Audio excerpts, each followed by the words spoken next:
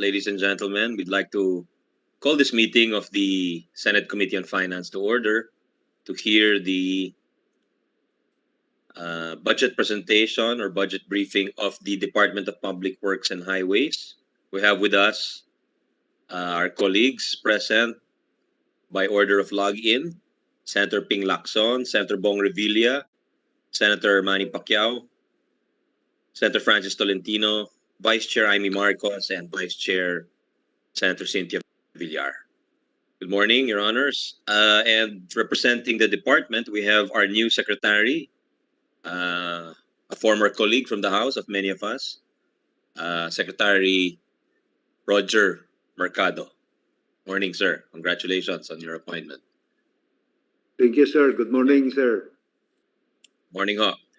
And we have also from the department, Yusek Maria Catalina Cabral, Yusek Rafael Yabut, Yusek Ardelisa Medenilla, Yusek Emil Sadain, Yusek Roberto Bernardo, Yusek Eduardo Ramos Jr., Yusek Eugenio Pipo Jr., Yusek Maximo Carvajal, Asek Antonio Molano Jr., Asek Mel John Versosa, Asek Wilfredo Malyari, Asek Ador Canlas, Asek Marichu Palafox, and the directors of the different bureaus and services, as well as the regional directors and the representatives of the planning and legislative affairs.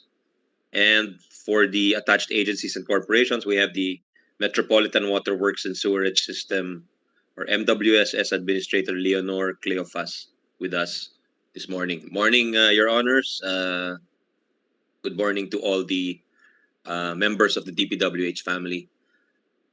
We'd like to ask if any of our members has anything to say before we turn it over to the department for their presentation. Okay, seems not. So we'll ask the newly installed secretary. Maybe he wishes to give a statement before they begin for any statement or presentation. Secretary Mercado, good morning. You have the floor, sir. Good morning, Mr. Chairman, Senator Sani Angara, members of the Committee on Finance, Senate, Republic of the Philippines.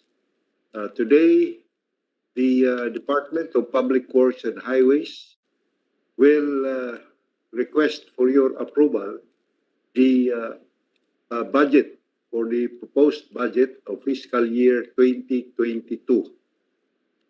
This will be a budget that will continue to support the administration of President Rodrigo Roa Duterte on his flagship project on Build. So we would like to ask for your kind support so that our program will continue, and we will see to it that we will provide our people and our government with the necessary strong infrastructure support, which will redound to the robust economy, agriculture, tourism, and ultimately give our people a better life and making our people self-reliant and our country competitive. Thank you very much, Mr. Chairman. Thank you, Secretary Mercado. Do you have any presentation to show the body? Yeah. Mr. Chairman, with consideration from our chairman and members of the committee, since I'm only 3 days old as a secretary, I would like to beg your kind consideration and would request our good and active undersecretary Catalina to make the presentation in behalf of the Department of Public Works and Highways, sir. Yes, yes. Yusek Cabral, good morning. Please go ahead, ma'am.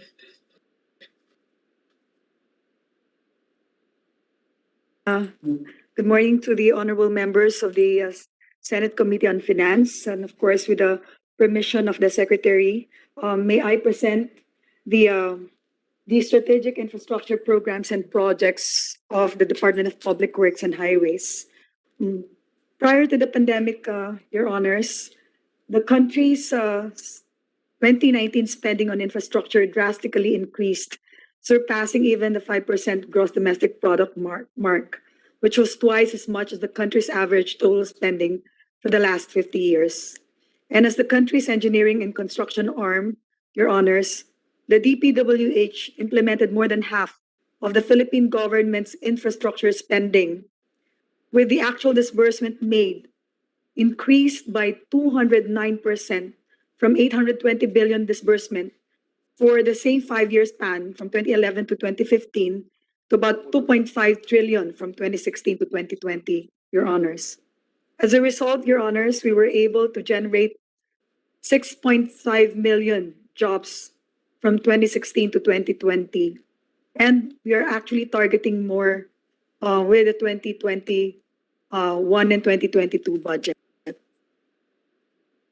From 2016 to May 2021, Your Honors, a total of 29,264 kilometers of roads were constructed, maintained, widened, upgraded, and rehabilitated. And another 15,000 plus are still ongoing and will be completed. More than 5,900 plus bridges were constructed, widened, upgraded, rehabilitated, and strengthened, and another 1,800 plus are ongoing. In terms of our flood control accomplishments, Your Honors, Mr. Chair, from July 2016 to May 2021, more than 11,000 flood control projects were completed, and more than 4,100 plus are ongoing. We are also implementing school building projects, particularly from the budget of the Department of Education. And from July 2016, Your Honors, up to May 2021, we have completed more than 150,000 classrooms, and 17,647 are ongoing. From our own budget, Your Honors, Mr. Chair, we are also building evacuation centers in every region and province of the country to minimize the use of school buildings as temporary shelters for those especially affected by disasters and typhoons.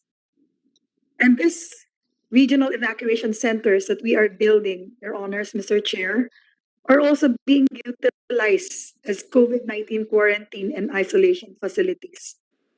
As of to date, Your Honors, Mr. Chair, as of September 2021, 235 evacuation centers were already completed, and another 102 more are ongoing.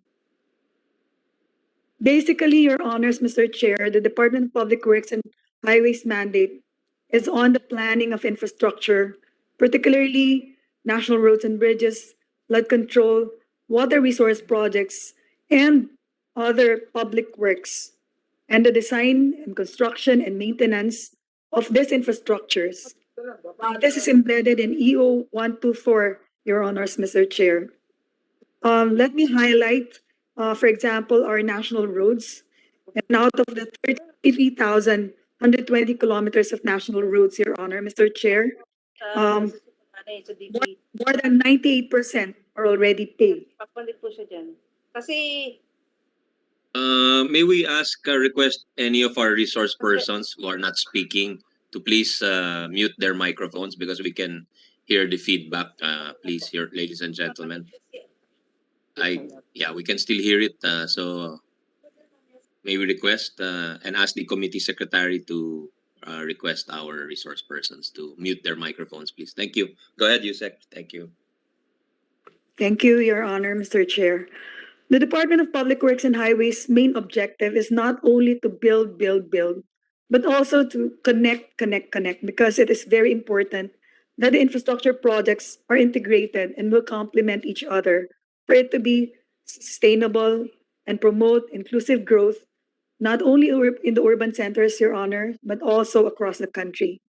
So our main strategy is to build well-planned and integrated infrastructure that will decongest and avoid overconcentration of socioeconomic activities, particularly in highly urbanized centers, and promote regional development or rural development.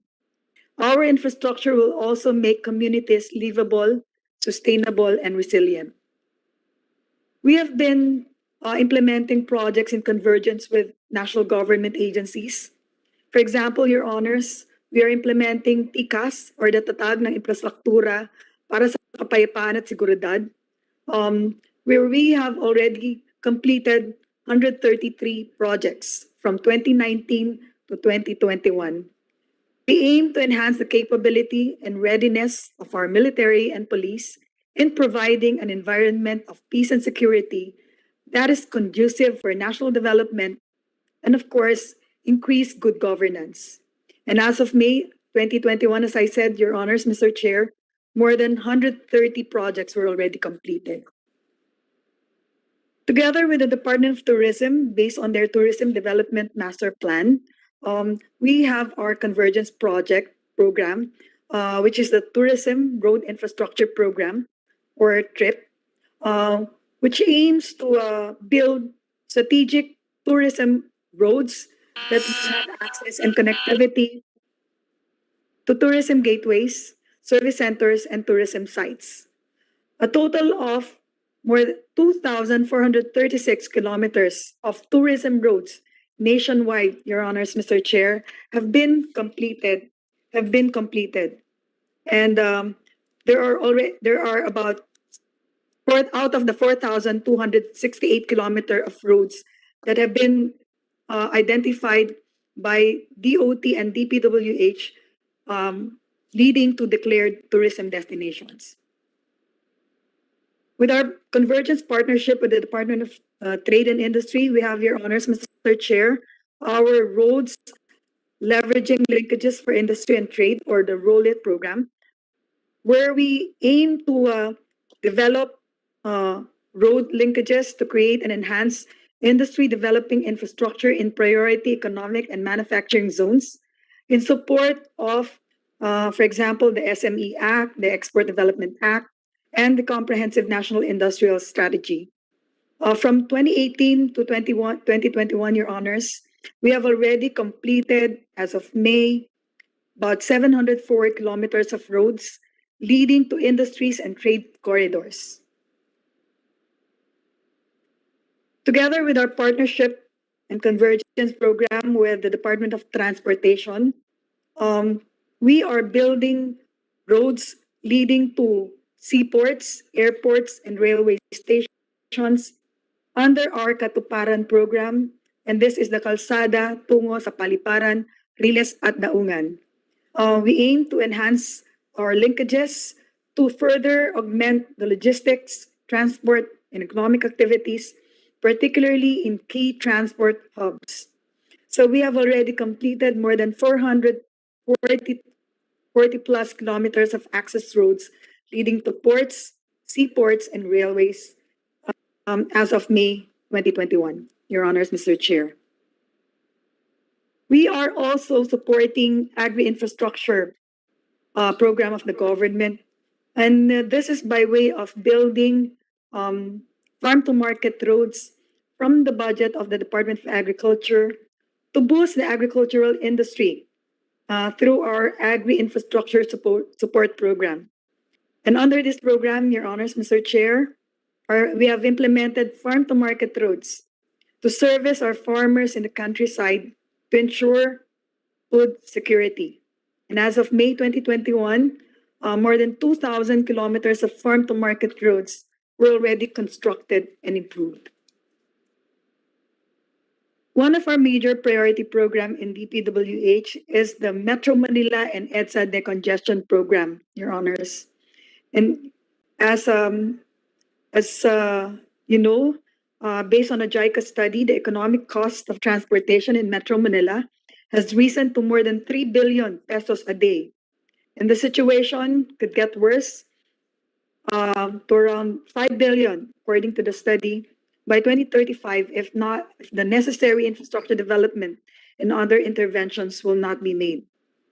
And one of the government strategy to address this problem is the Metro Manila and EDSA Decongestion Program, which involves the construction and improvement of 11 bridges and 14 expressways and high standard highways. We are fast tracking the implementation of these roads with a total length of more than 120 kilometers and an indicative investment cost of more than 200 billion pesos. An example of which, Your Honors, Mr. Chair, is the completion of the 18-kilometer Metro Manila Skyway Stage 3, which resulted in travel time reduction from 2 hours to just about 15 to 20 minutes from Buendia to Balintawak. We have other programs and projects under this high standard highway program, like the NLEX Harbor Link Segment 10, which we have completed in April 2019. The NLEX Harbor Link C3 R10 section completed in June 2020. We have also addressed the widening of R10 by coordinating with local government unit on the clearing of R10.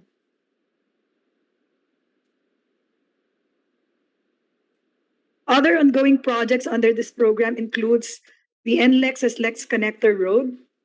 This is ongoing, Your Honors, Mr. Chair.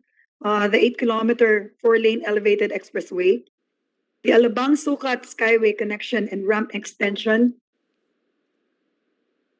which is about 80% complete, and the C5 South Link Expressway, which is a 7.7-kilometer expressway, which is we have already completed segment 2 last 2019, and the segment 3, Your Honor, Mr. Chair, is ongoing right now. Another important program, Your Honors, Mr. Chair, is the Metro Manila Logistic Improvement Program, which involves the construction and improvement of 11 bridges crossing Pasig River, Bikina River, and Mangahan Floodway.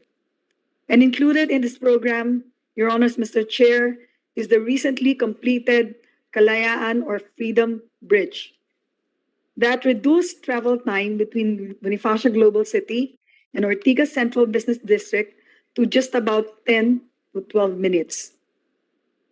Also increasing the capacity of our bridges in Metro Manila, we already also completed and replaced and widened the bridge connecting Estrella in Makati City to Barangka Drive in Mandaluyong City. And all to be completed late this year or early part of next year, Your Honors, Mr. Chair, is the Binondo Intramuros Bridge in Manila. Another important program, Your Honors, is the Inter-Island Linkage Mega Bridge Program, which intend to provide linkages among the various islands of the country through the construction of short and long-span bridges. Some examples of the bridge under this program is the Pangil Bay Bridge, ongoing po siya right now. It's a design and build project. Then we also have the Panay Guimaras Negros Link Bridge. We are awaiting for the issuance of the NEDA board approval for this project. And the Bataan Cavite Interlink Bridge, for which the detailed engineering design is already ongoing for this 32-kilometer bridge that will start in Mariveles, Bataan, crossing Manila Bay, and terminating in Naik, Cavite. Expanding the country's highways and expressways, Your Honors, Mr. Chair, will certainly give way to regional development and decongest highly urbanized centers. That's why we're building the groundwork for the construction and building of high-standard highways and expressways, not only in Luzon, but also in Cebu and Davao, with an indicative estimated cost of more than 800 billion pesos. And one of the priority projects under this program is the Davao City Bypass construction project, involving the construction of the country's longest mountain tunnel of around 2.2 kilometers. But one of the game-changing projects of this department, Your Honors, Mr. Chair, is the Luzon Spine Expressway Network, with a total investment cost of more than 580 billion pesos, where we intend to implement more than 1,100 kilometers of high-standard highways and expressways in Luzon. And this is more than twice the 382 kilometer of existing expressway. And once all these expressways are finished, travel time, Your Honors, Mr. Chair, from Ilocos in the north to Bicol in the south will be reduced from 20 hours, 20 to 24 hours, to just about 9 to 10 hours. We already finished the final section of TPLEX, or the Tarlac Pangasinan La Union Expressway, the Arterial Road Bypass Project Phase 2, the NLEX Harbor Link Segment 10, the C3R10, and the INAIA Expressway Phase 2. Ongoing right now under this program, Your Honors, is the Cavite Laguna Expressway, the South Luzon Expressway Toll Road 4, which will further extend all the way to Tayabas, Lucena City in Quezon. Ongoing construction right now, including the right-of-way acquisition. And in Camarines Sur Expressway po is also ongoing. Sir Chair, Your Honors, we are not only promoting the construction of high-standard highways, but we are also prioritizing the implementation of projects that promote zero carbon footprint or active transport. With this, Your Honors, we have built a total of 498 lane kilometers of bike lane networks in Metro Manila, Cebu, and Davao, out of the 523 targeted to be built. Not only that, Your Honors, Mr. Chair, DPWH is also very active in addressing and providing actions of the government on this COVID-19 pandemic. With that, Your Honors, we are building mega community quarantine facilities, isolation facilities, off-site dormitories, and modular hospitals. And out of the 820, out of our target, Your Honors, we have already built 761 facilities out of 821 targeted, or 28,228 capacities, bed capacities, out of the 29,840 bed capacities. The next slide, Your Honor, will just show you the status of our mega community quarantine facilities. And with that, Your Honors, we are proposing for 22 a total budget of 686 billion pesos for 2022. And this is roughly around 9 to 10 billion less in terms of the budget for 2021 under the General Appropriations Act. In terms of capital outlays, Your Honors, 655 billion pesos is allotted for capital outlays, compared to 673 capital outlay budget in 2021. The next slides, Your Honor, are just breakdowns of the DPWH budget summary, which probably will not go into too much details. We have provided the committee with a copy of the presentation.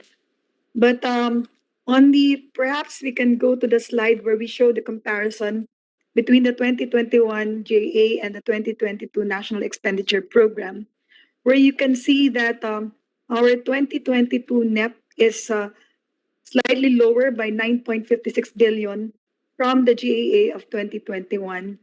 And this is the capital outlays broken down into foreign assisted projects and locally funded projects, as well as current operating expenditures broken down into personal services and MOOE, Your Honor, Mr. Chair. The next slide will show the distribution of the budget by region in terms of the capital outlays. And with that, Your Honors, we the Department of Public Works and Highways, headed by Secretary Roger Mercado, and the rest of the members of the Management Committee. And the regional directors are ready, Your Honors, Mr. Chair, to answer to any questions of the honorable members of the Committee on Finance. Thank you, Your Honors, Mr. Chair. Thank you, Yusek Cabral and Secretary Mercado. We'll turn it over now to our the members of the committee. And again, with the order of login is number 1 is Senator Lacson, 2 is Senator Revilla, 3 is Senator Pacquiao, 4 is Senator Tolentino, 5 is Vice Chair Senator Marcos, 6 is Vice Chair Senator Villar, and 7 is Vice Chair Senator Gatchalian. Good morning, Your Honors, and we'd like to give it now to Senator Ping Lacson for his questions. You have 10 minutes, sir. Good morning. Thank you. Good morning, Mr. Chairman, and good morning, Secretary Oging Mercado. Welcome to the Senate. Good to see you here. Kahit virtual man lang. For that reason. Good morning, today. Senator. Yes. My questions will focus on the devolution based on the Supreme Court Mandanas-Garcia ruling. As articulated under EO 138, ito yung full devolution of certain functions of executive branch to the LGUs. Well, on its face, the DPWH budget proposal under the NEP seems to be compliant with the Supreme Court ruling.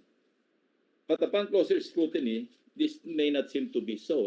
For example, in the past years, yung local program under the DPWH budget used to receive the largest share from its operations budget under operations. Pero nung upon closer scrutiny, this may not seem to be so, because look, kinuha namin yung sources of funds from 2020 to 2022. Yung asset preservation program, okay, minimal lang yung in-increase niya from 2020, 2021. Actually, bumaba pa nga sa 2022, under the 22 budget by 4.1%. Again, yung local program, ito yung revelation which may seem to be compliant with the Supreme Court ruling. So from 198.8 billion in 2020 and 280.6 billion, nabawasan ito. So rightly so, because this is expected, because local program, ang assumption is madedevelop ito, although partially, to the local government units. So nagkaroon ng drop na 88.9%. But look at the next item, yung convergence, as mentioned by Undersecretary Cabral, convergence and special support program, ang laki na in-increase nito, 232.3%.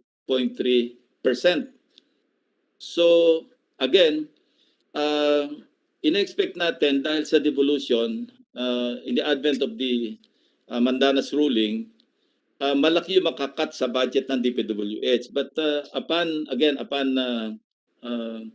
scrutiny, ang nabawas lang sa budget ng DPWH is a mere 5.8% kasi nga nag-increase yung convergence and special support. Now my question is this, what kind of projects will be funded by the fund under the convergence and special support program? Can you more or less guarantee that this program will not contain any local projects which are covered by LGU devolved programs? Please kindly, number 1, for example, yung construction and improvement of access roads leading to airports, seaports, and so forth and so on. There's 29 billion under the NEP, 17 billion of which nasa central office. So ang LGU interest dito dapat 28 billion. So nasa main table natin, paki-flash yung DPWH programs identified. For better appreciation, I will flash on the screen the programs identified as LGU devolved functions. Ang reference natin dito, Mr. Secretary, yung EO138, meron silang listahan diyan. We admit, no, we accept that partial lang yung compliance dito because ang full devolution will really be accomplished in 2024. But look at these projects, Ito yung summary of the 182.3 billion LGU devolved functions under the NEP 2022. So parang hindi siya nagko-conform do sa EO138. Kindly explain. Let's start with yung national roads leading to major strategic public facilities. Yan, 47 billion. Thank you very much, Honorable Senator Ping. May I refer this question to the Secretary Cabral, please. Yes, go ahead. Thank you, Your Honors. Yes, thank you. Yes, Your Honor, EO138, of course, it has been issued by the government in pursuant to the Mandanas ruling. But as we have communicated to the Department of Budget and Management, Your Honors, the convergence program particularly has interjurisdictional externalities guided also under the EO138, no? That under Section 2 po, letter B po, the devolution, no, of provision of basic services and functional assignments shall be guided by the following, Your Honors, Mr. Chair. And there are three categories po, like, for example, public service with little or no benefit spillover are best administered by lower level, but while public services with significant interjurisdictional externalities or benefit and cost spillovers are best assigned to higher levels of government. Your Honors, Mr. Chair, our program under the convergence manifests all of this. Like we have significant interjurisdictional externalities. For example, our tourism road projects that will cover multiple municipalities or local government units. Supporting industries with high multiplier effects, Your Honors, like agribusiness, tourism, manufacturing, logistics. We also, our projects, no, Mr. Chair, also are highly technical projects that will involve multiple competencies. And we also are effective partner, no, in ensuring the regional and local distribution of the budget through our local, through our convergence programs, Your Honor, Mr. Chair. So what we are saying, Your Honors, we communicated this to the Department of Budget and Management to justify the convergence program, particularly those that will support, no, the Philippine economy in terms of various industries like tourism, agribusiness, local industries and trade, and our local infrastructure program that are part of our national expenditure program manifest interjurisdictional externalities.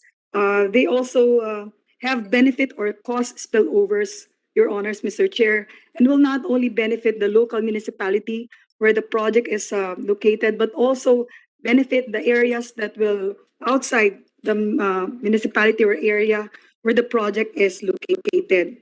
In fact, Your Honors, Mr. Chair, as early as April, Your Honors, we have already communicated this to the Department of Budget and Management that we are proposing to retain our convergence program and other strategic local infrastructure program in the proposed 2022 budget of DPWH, Your Honors, Mr. Chair.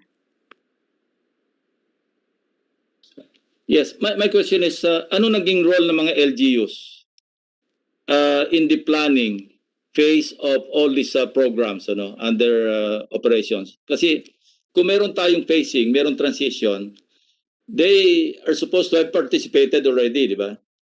In the planning of this budget, because this will involve bigger and bigger participation of the LGUs. So, what participation did I have in the preparation of this of the 2022 budget under these items, under these PAPs?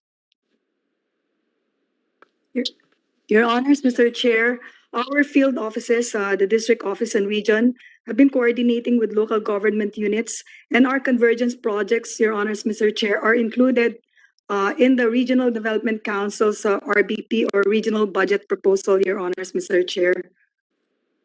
Yes, So may they I have been ask? consulted. Thank you. Go ahead, please. Please continue, sorry. Your Honors, so in summary, Your Honors, our field offices have been constantly in coordination with LGUs. And as I said, our convergence projects, Your Honors, are part of the regional budget proposal submitted by our field offices, Your Honors, Mr. Chair. Okay, may I ask Secretary Mercado directly because he came from the LGU? How close and how coordinated was the DPWH, even at the regional level or the district engineering level, with the LGU executives in this regard? Thank you very much, Mr. Chair, Senator Ding. During my watch as a governor, when we identified tourism areas that has the potential for development, we passed a resolution requesting the DPWH for funding on roads leading to the tourist attraction. And the DPWH response is to inspect and prepare the necessary program of works and the estimate. So we submitted it to the department through the regional office and also through the Regional Development Council. And of course, we encounter also some delays in the release of funds, or sometimes there's no fund at all. But the DPWH has always been there to support us in technical aspect, the program of work, and I will try as the representative to request our committee chairman and some support of the senators for some funds, and ultimately we also receive some support in terms of roads, concreting of roads leading to the particular tourism area. And we also understand that there are so many provinces also that has some tourism priorities, industrial priorities. So we try to be self-reliant and do whatever we have as an LGU using our provincial engineering office to also support and augment and complement the DPWH budget. Thank you, Mr. Chairman. Thank you. I asked that question because yung Mandanas ruling should be a very good opportunity for LGUs to be technically capacitated, di ba? Because magta-transition tayo and they should really actively participate in the preparation of the budget concerning local PAPs. It is now the time to really activate the local development councils, hindi ba, Secretary Mercado? Because ang alam naman natin over the past years, masyadong centrally managed yung mga infrastructure projects ng national government, di ba?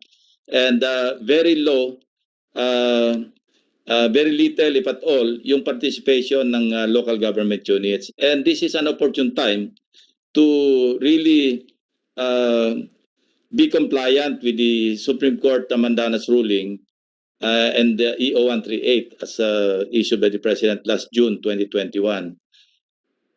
So now that you are there, Secretary Mercado, maybe I know your heart is more on LGU, on the LGU rather than the national agencies, di ba? Is that a correct assumption, Secretary? Yes, sir. Yes, Senator Ping, Mr. Chairman. In fact, Mr. Chairman, if I may add, the Mandana's ruling is really sort of a victory for the local government units. It can really augment in supporting our programs on infrastructure and the programs that would be used in supporting agriculture, tourism, industrial sites, and other important programs for the benefit of our people. As I know, the Mandana's ruling portion or share of the LGU is given to them, Mr. Chairman, and directly. And the budget allocated in our department will augment over and above the direct share of the budget for the LGU as per the Mandana's ruling. So this is a very good program, because aside from the fund augmentation, our national government will also support in addition, no? Because there are projects that would link two or more provinces or two or more municipalities that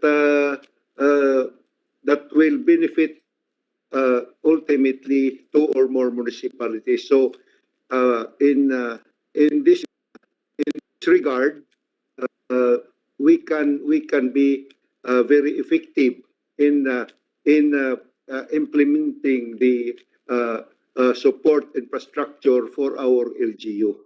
Thank you very much, Mr. Chairman. Thank you, Mr. Secretary. Mr. Chairman, meron ba silang timelines para sa phase out ng mga PAPs under the DPWH papunta sa LGUs?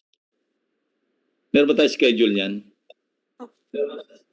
Your Honors, Mr. Chair, we are required by the Department of Budget and Management to submit a devolution transition plan and prescribing a 3-year up to 2024. We're starting in 2022 with capacity more on capacity building, meaning not only in terms of planning, Your Honors, Mr. Chair, but also in procurement. We're ready to share, for example, our design standards, because as provided in EO 138, Your Honors, Mr. Chair, the national agencies will set the standards, develop the national standards, even for local infrastructure. So our devolution transition plan, Your Honors, will involve heavily on capacity building in the areas of planning, procurement, design, construction, and even sharing with them data that we have in DPWH so they can use it for better planning and implementation, Your Honors, Mr. Chair, including, for example, building their databases, templates of our terms of references and contracts, Your Honors, so that they will be able to capacitate also their own people, Your Honors, Mr. Chair. And our regional and district office will be our focal touch points for the close collaboration with the LGUs, Mr. Chair, Your Honors. Thank you. Thank you, Undersecretary Cabral. Yeah, moving on. The last topic under this round, Mr. Chairman, would be yung CPAG and BIP.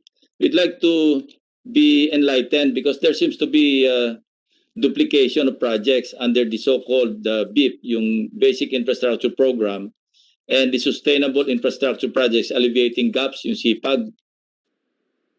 Parang nag-overlap yung mga programs. Kindly, for example, roads leading to strategic public buildings. Under SIPAG, meron siyang 47 million. Under the BIP, meron siyang 10.2 million. Flood mitigating structures, under SIPAG, meron 38.6 million. And then there's another 6.3 million under BIP. Roads that traverse multiple LGUs. Nandito rin sa Convergence and Special Support Program, 11 million, and then another 1.5 million. No, this is in billions, not millions, I'm sorry. Kasi in million pesos pala ito. So 47.9 billion under CPAG, 10.2 billion under BIP, and so forth and so on. So ang total nito, 110 billion under CPAG and another 37.1 billion under BIP. Kindly enlighten us because nagduduplicate sila yung mga projects under two programs. Thank you. Okay, may I refer, Mr. Chairman, to our Undersecretary? Yes, go ahead. Go ahead, Yusek, please. Oh, thank you, Your Honors, Mr. The BIP Basic Infrastructure Program are actually also maybe, as you have pointed out, Your Honor, may have similar scope to the CPAG but the CPAG program, Your Honors, Mr. Chair, they're actually more bigger in scale in terms of project costs, Your Honors, Mr. Chair, and will address national programs also and attribute to the national programs and agenda, Your Honors, Mr. Chair. But all of these are local infrastructure projects and also having significant interjurisdictional externalities, Your Honors, Mr. Chair. So the BIP are the more, for example, Your Honor, it includes several multipurpose buildings, Your Honors, like completions. So they are more, they have more, what do you call this, lesser in amounts or in scope. But the CPAG are more attributed to the national agenda, Your Honors, Mr. Chair. And for example, in BIP, Mr. Chair, we also have the multipurpose buildings, especially those that will cater to the requirement, particularly in areas that will demand and require all of these infrastructures. And these multipurpose buildings, for example, are also being utilized, as evacuation centers and quarantine facilities, Your Honors. Thank you, Undersecretary Gabran. I understand ito yung dating VILP, hindi ba? Various infrastructure local projects. So you renamed the program and separated them under CPAG and BIP. But this is the same animal, hindi ba? We have communicated that, Your Honors, to DBM in our letter of April 2021. The creation of BIP and CPAG po. Yes, I know. Right. Ang napansin lang namin, different nomenclature but exactly the same program. Correct? Thank you, Mr. Chairman, Senator. I think you are correct, but considering that there are still so many areas, provinces, and barangays that really need this very important and laudable projects, and considering further that even if we have a bigger share, their era now has been increased because of the Mandanas ruling, still with the I think more than 3,000 barangays, more or less, all over the country, they really need these multi-purpose buildings and other BILP before programs, because there are LGUs that also needs technical uh, uh, uh, training and capability building. So in areas, cities or LGUs that has a big era or income, I think they are capable, but I think more than 90% of our LGUs, especially the barangays and municipalities, have no capacity in terms of technical equipment and funding support. So we will see to it that this amount will really go and redound to the benefit of these barangays that have not received multi-purpose buildings, farm to market roads, and other areas. We are now in the process of trying to uh, do as much as we can, considering even if we have so limited time, Mr. Chairman, Senator Ping. Thank you. Thank you, Secretary Oging. Mr. Chairman, the point that I'm trying to raise here is that, just to comply with EO 138, nirename nila yung program under CPAG, but this is the same as I mentioned before. Ito pa rin yung BILP and still being handled by the department. No, nothing is being devolved here because as I mentioned earlier, while 88 or 89% yung nawala sa local program, nag-increase naman itong specific program, yung Convergence and Special Support Program, by 232%. So they are just complying on paper, but in reality, they're not really complying with EO 138. That's my point. Anyway, I'd like to give the other senators their chance to ask their questions. I will suspend muna my interpellation and resume in the second round, Mr. Chairman. Thank you very much. Thank you, Senator Ping. We'll now go to the other senators. Where's my list? Next is Senator Bong Revilla. Morning, sir. You have the floor. You have 10 minutes, sir. Good morning, Mr. Chair. Good morning, everyone. Secretary ng DPWH, magandang at kami natutuwa at ikaw ang napili at alam ko yung na talagang napakagaling ating congressman. By the way, ito po ang aking tanong ay regarding sa flood control ng Bacoor, no? Dito sa lalawigan ng Cavite. Alam naman natin na ang Bacoor ay catch basin ng galing sa upland na tubig, no? Ang sumasalo diyan Bacoor, Kawit, Nobeleta. Ang dami-dami nating senador dito, baka sabihin napapabayaan natin ang daming Caviteño dito na baka sabihin napapabayaan namin. Kaya ito po ay ating kukulitin sa ating DPWH. Ano po ba ang action nyo dito patungkol dito sa problema sa pagbaha dito sa lalawigan ng Cavite, specifically Bacoor at yung mga nabanggit kong bayan? Mr. Secretary? Thank you very much, Senator Bong, Mr. Chairman.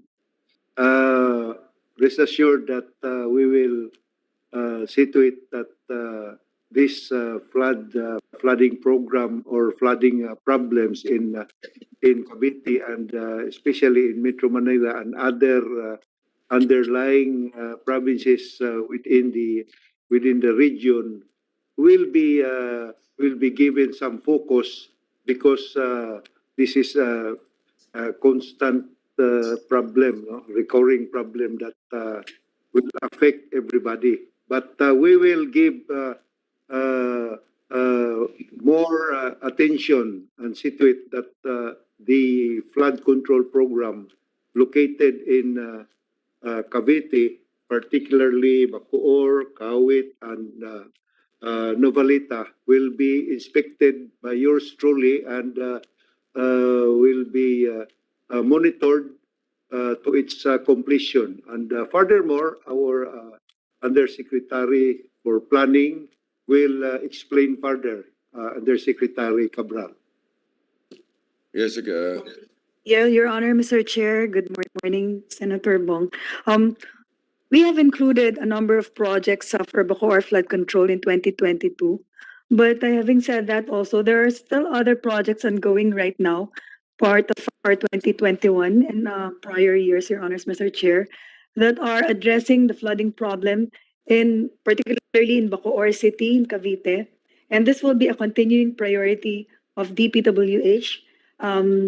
We can provide you with a list of flood control projects ongoing right now in your area, as well as our proposed projects in 2022, Your Honor, to continue addressing the flooding problem in Bacoor City in Cavite po. yes, can you give us a timeline of completion? Siyempre, every year, palagi na lang sinasabi, ma-resolve na natin yung problema dyan. But still, pagbaha, nagagalit yung mga tao sa aming mga sa amin, no? Sa ating mga mambabatas, sabi, wala kami na itutulong. Dami-dami namin senador dito sa Cavite, pero hindi namin aksyonan. So, pakitingnan lang po mabuti. Anyway, with Secretary around, alam ko hindi niya tayo papabayaan. I just hope na itong taon na to ay madagdagan na matapos na yung problema na yan. Tagal ng problema yung pagbaha na yan eh. Grabe. Yes, good. Ms. Cabral. Thank you very much, Mr. Chairman, Senator Bong. We will do the planning in a holistic way in such that we will involve the DNR. I think we need also to rehabilitate our forest. We need more tree planting program and cleaning of our steros, canals, and rivers. And we will also do the other regions and provinces that has a similar problem. And for the information of the committee, we are in the process of implementing the Parañaque spillway that will build a spillway from Laguna de Bay to Manila Bay to help lessen the flooding problem. I think this can give some solutions. This is a long desired project, long overdue. I mean, that I hope that during our administration we can start and will be continued in the next administration. And don't worry, Senator Bong, we will monitor, and thank you for informing us about this problem. We will see to it, and we will provide you with an update and specifically the timelines of the completion of this important program. Thank you. Okay, thank you, Mr. Secretary. Yes, Ms. Cabral. Thank you very much. That's all, Mr. Chair. Salamat. Sa ating Secretary. Thank you very much. Mabuhay po. Thank you very much, Bong. Senator Bong is a former chair of the committee, Senate Committee on Public Works. We'd like to acknowledge also the presence of some of our colleagues. We have Senator Nancy Binay with us, and we have our Majority Leader, Senator Mig Zubiri, also with us. Does Senator Zubiri wish to ask any questions at this stage, since the officers of the Senate are given, by tradition, are given priority? So if he has any questions, if not, we will go to the next senator. Senator Zubiri, are you online? Majority Leader? It doesn't seem he's online. So we were told Senator Pacquiao will give way in the meantime to Senator Tolentino, since he's in a meeting. So Senator Francis, if you're ready, you have, good morning, sir. You have 10 minutes, sir. Thank you, Mr. Chairman. First of all, congratulations would be in order for Congressman Huging Mercado. Congratulations, sir, for your new designation. I was browsing at the list of sister provinces of Southern Leyte. I was looking at the twin relationship between my province, Cavite, and Southern Leyte. I have yet to find a signed agreement, but I during my watch, I entered into a sister city relationship with Maasin. So I think we're in good hands, Mr. Secretary. So congratulations again. But I'd like to follow up, to follow through the questions earlier propounded by my kababayan from Cavite, Senator Lacson, and it has something to do again with the Mandanas ruling. And I'd like to direct this question, Mr. Chairman, to Yusek Cabral. I have here the 28-page EO 138, including the annexes. I have read the 42 pages Mandanas ruling, including the 21 pages resolution of the Supreme Court on the motion for reconsideration. But I never encountered the term, the words, interjurisdictional externalities. Can you clarify this, Jose Cabral? What do you mean by interjurisdictional externalities? And how did you arrive at this terminology? From what dictionary did you came across this term, and how was it now included in our interpretation of the Mandanas ruling? Jose Cabral. Yes, good morning again, Your Honors, Mr. Chair. Actually, the term interjurisdictional externalities is provided in EO 138, Your Honors. It's in Section 2, the guiding principles. May I read the provision? The devolution of the provision of basic services and facilities to the LGUs and the termination of functional assignments between and among different levels of government shall be guided by the following. Number one, public service with little or no benefit spillover are best administered and financed by lower level governments, while public services with significant interjurisdictional externalities or benefit and cost spillovers are best assigned to higher levels of government. Your Honors, Mr. Chair. I might have missed that, Yusek Cabral. I have here the 138. So Yes, po. Section Section 2 derived po. this Section 2. Opo. Section 2 speaks of the expenditure management framework. Is this the correct one? Your Honors, yung guiding principles po. Guiding principles. So I must have missed that. But just the same, Yusek Cabral, would it be better to stick with what the Mandanas ruling and what the LGUs are anticipating at this point and the next 3 years relative to the devolution? So I'm saying this because you mentioned a while ago that there are still 4,155 ongoing flood control projects, for instance. You've completed 1,800 bridges.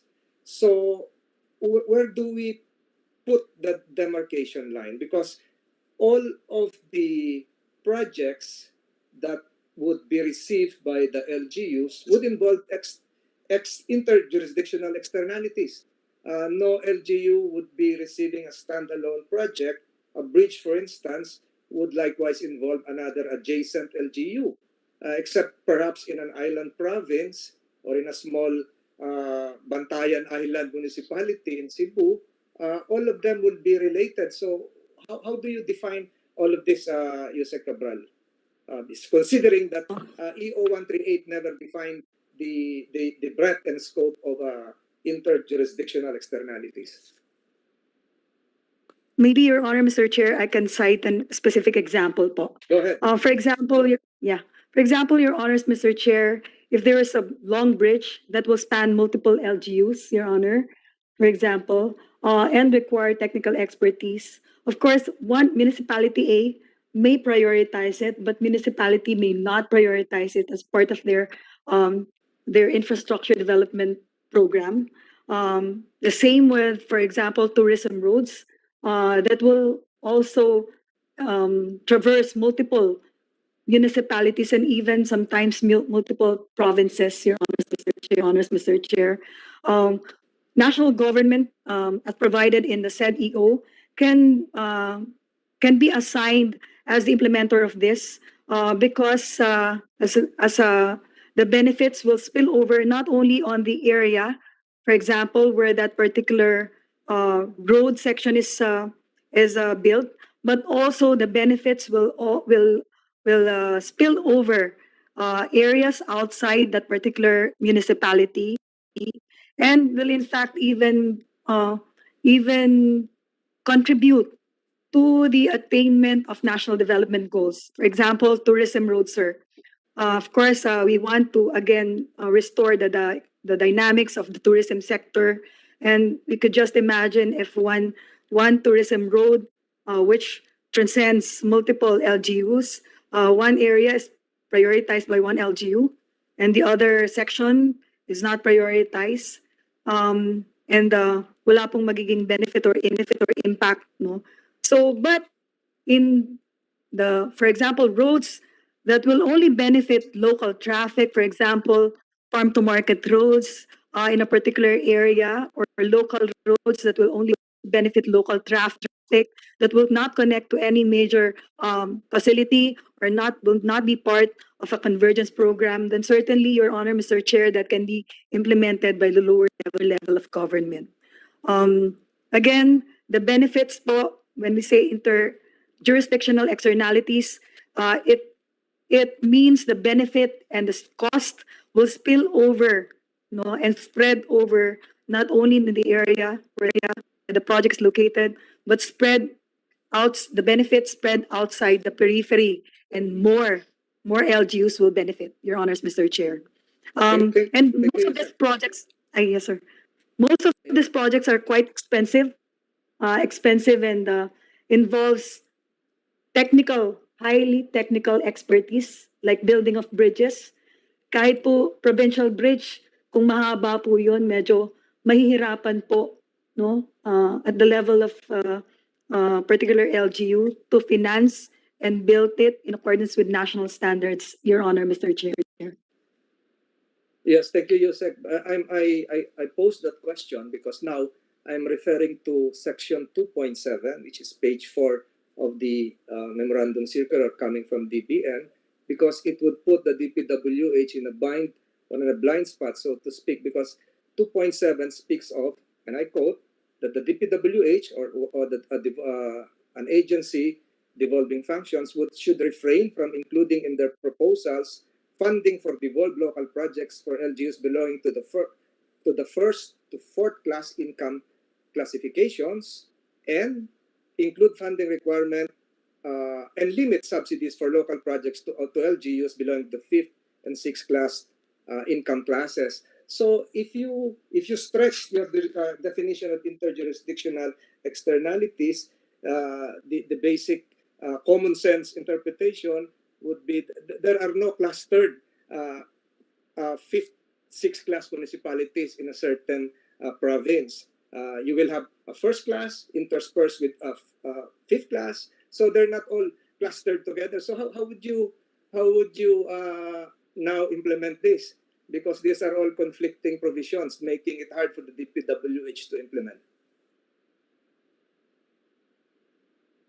Your Honors, Mr. Chair, as we have pointed out in our several communications to the Department of Budget and Management, it's very important, Your Honors, for national government, particularly public works, to help LGUs not only in technical capacity building but also in infrastructure development, particularly when we speak of infrastructure that are highly technical. For example, big flood control projects that will also transcend multiple areas of jurisdiction. But having said that, Your Honors, Mr. Chair, when we submitted our proposal to DBM, we have submitted also very specific menu criteria and scope of work, where DPWH or national government can support or subsidize local infrastructure program to continue uplift the economic development. Because as we know, kahit man po in fact third, second class municipalities, Your Honors, Mr. Chair, sometimes they are still wanting of capacity development. So dun po kami willing mag-subsidize or tumulong, particularly those that will involve, technical expertise, especially those that will also be contributing to national agenda like tourism. And that's where I think cooperation with LGUs are very important. So kung ang national government po mag-implement, then we'll have to work together with LGU para hindi na nila ma-include sa kanilang infra development, and there will be no redundancy or overlapping, Your Honors, Mr. Chair. Thank you, Yusek. But And just these are all communicated po. just as a reminder, Yusek, September 30 was supposed to be the deadline given by 138 for the DPWH to submit its devolution transition plan. Was this done? And yes, you're nodding. Was this accomplished, Yusek? We cannot hear you. Sir, we are ready to submit, but medyo naabutan lang po ng transition kay Sec Mercado. So I'm actually ready naman po to submit yung aming devolution transition plan. With the permission of the Honorable Chairman, can the committee likewise be provided with the DTP coming from the DPWH relative to the LGUs? Yusek Cabral? Yes, Mr. Chairman, Senator Tol, also thank you for being our sister city, the province. So we will also not only we will implement programs not only on tourism but also in agriculture, Mr. Chairman, because we want to develop tourism, agriculture, and make it sustainable by protecting our environment. Thank you, Mr. Chairman. Thank Thank Mr. you Chairman. for the information of the Secretary and the DPWH family. Senator Tolentino is the chair of our Committee on Local Government. That's why he's very interested in this topic. Thank you, Yeah, Mr. go ahead, sir. Chairman.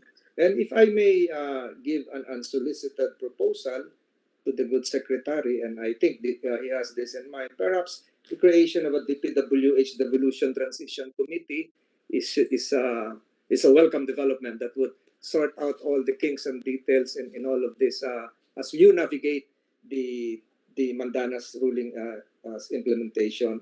And another policy suggestion, Mr. Chairman, is that perhaps Yusek Cabral and the members of the planning think tank of DPWH should consider the distinction between anthropogenic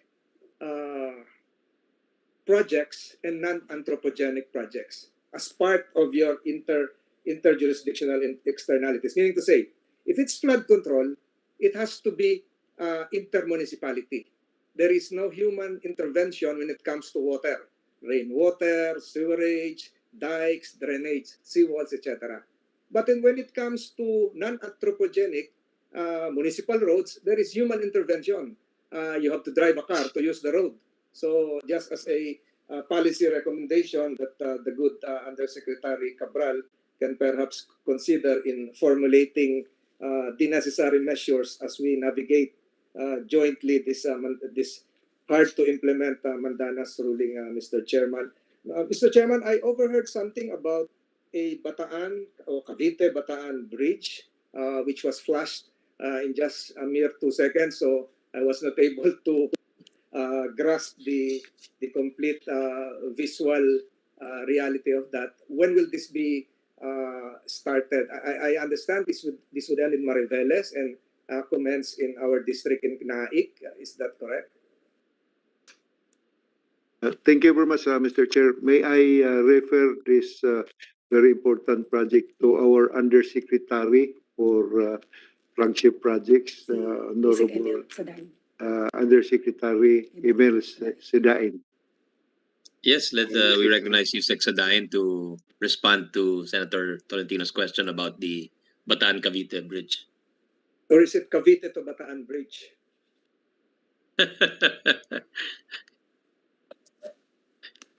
interchangeable depending on who is asking, Your Honor.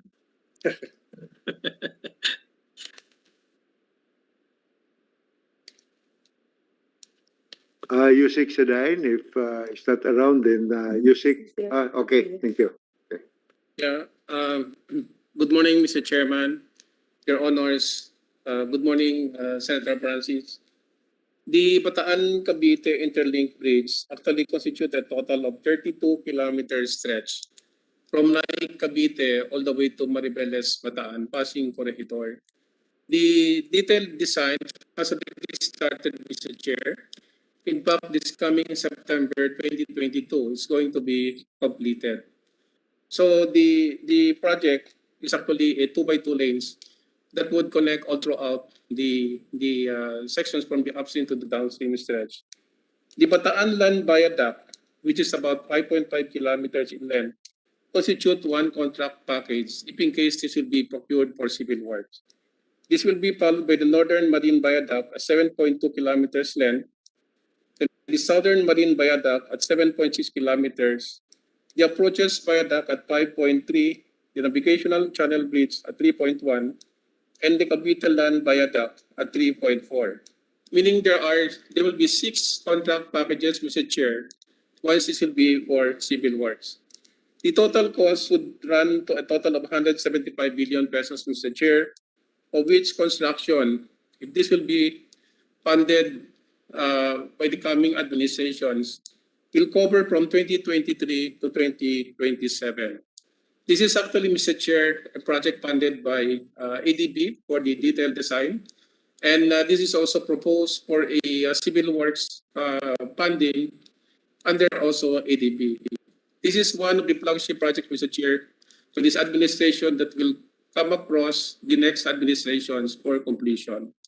So this project, Mr. Chair, is one of the 4 interlinked bridges that the Department of Public Works are going to implement, to include among others po yung Tangil Bay Bridge, which is already ongoing at 30-kilometer stretch, would connect Tubud, Lanao Norte to Tangub City in Osamis. And there's also the upcoming project, Mr. Chair, the Davao-Samal Interlink Bridge, which is 3.7 kilometers, and this will be funded through a China Exim Bank. And the other port bridge, the interlink bridge, is the Panay-Guimaras Negros Island, which is another 32 kilometers that would stretch from the Iloilo to Guimaras all the way to Negros Island. These are 4 interlinked bridges, Mr. Chair, which are actually under the flagship projects of the BIL program of this administration. Thank you, Mr. Chair. My last 2 questions, Mr. Chairman. While I'm not still very comfortable with the interjurisdictional externalities, I consider this again as an IRR coming from the DBM, not part of the Mandanas ruling. Would that mean, Yusek Cabral, that even the 15.14 billion appropriated for public-private infrastructure projects, partnership infrastructure projects, would now really be exempted from the coverage of the Mandanas ruling because it's now part of your interjurisdictional externalities? Like for instance, Cavite-Laguna Expressway, the Daang-Hari SLEX Link Road, the Davao-Digos Expressway project. So this would be taken away from the ambit of the Mandanas ruling because this is part of interjurisdictional externalities, though that words are not part of the Mandanas ruling. Your Honor, Mr. Chair, the ones we've mentioned include the Build flagship projects, as well as those projects under the PPP platform of government in DPWH. Of course, we also have PPP projects, are national government programs and projects, Your Honors, that underwent rigorous studies. Meron po silang studies that will also be aligned to the national development goals. Yun po naman, national development goals are triggered by, for example, projects that high impact projects, big ticket projects that will go through the process of evaluation, not only by DPWH, but also by NEDA board and NEDA ICC and approved by NEDA board. So it becomes Your Honor, Mr. Chair, a national program or project. Similarly, ODA projects, foreign assisted projects, will be will be under the national program, Your Honors, Mr. Chair. So Mr. Chairman, in effect, from the answer of Yusek Cabral, it is now the DPWH which has the discretion to decide the projects that will be devolved to the LGUs. Am I correct?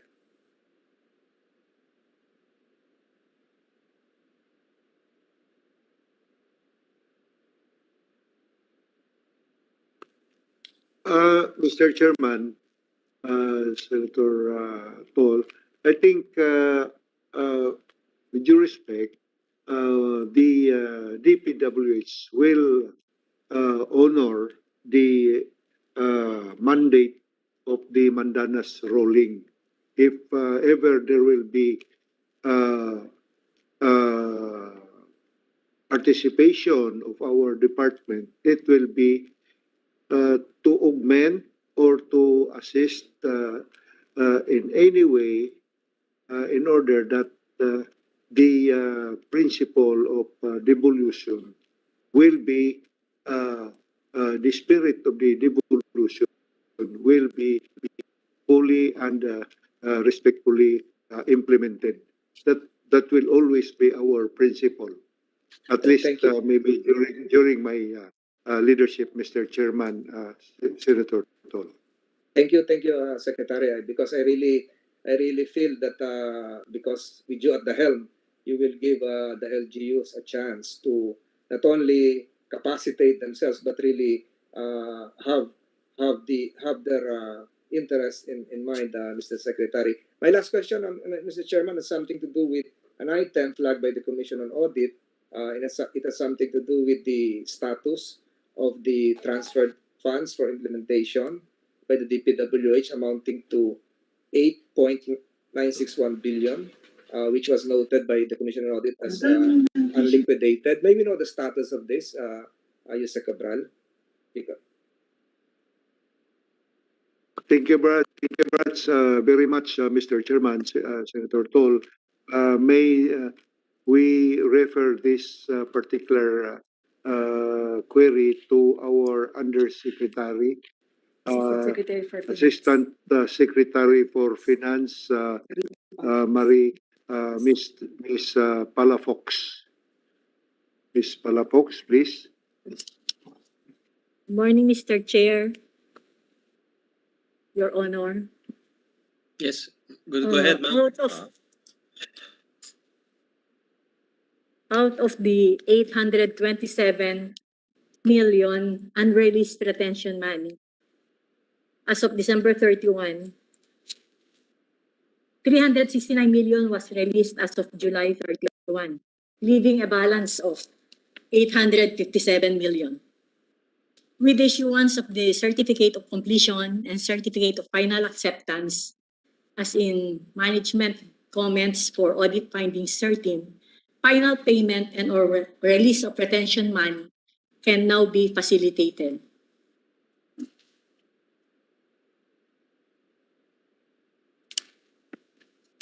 So basically, Mr. Secretary, I think that you have complied with the COA's note that the same should be liquidated within a reasonable period of time.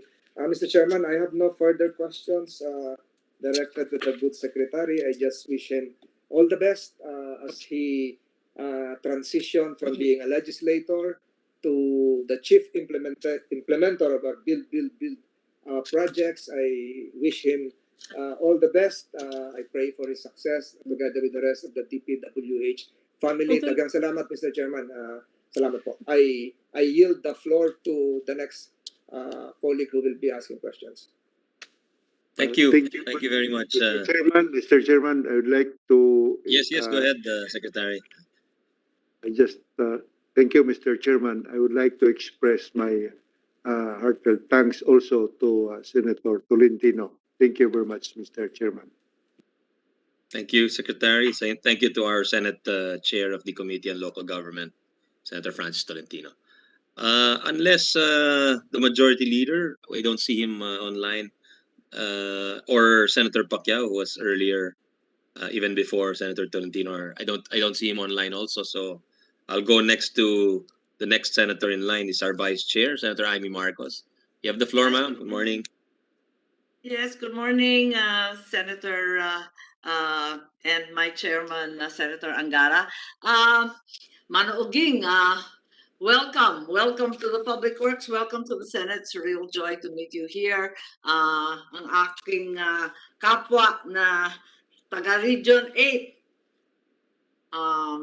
Southern Leyte is only the southern part of Leyte, so we're all part of one family. Yusek Cabral and the rest of the DPWH families. I think the other senators have already mentioned the issues regarding the Mandanas ruling, and it really has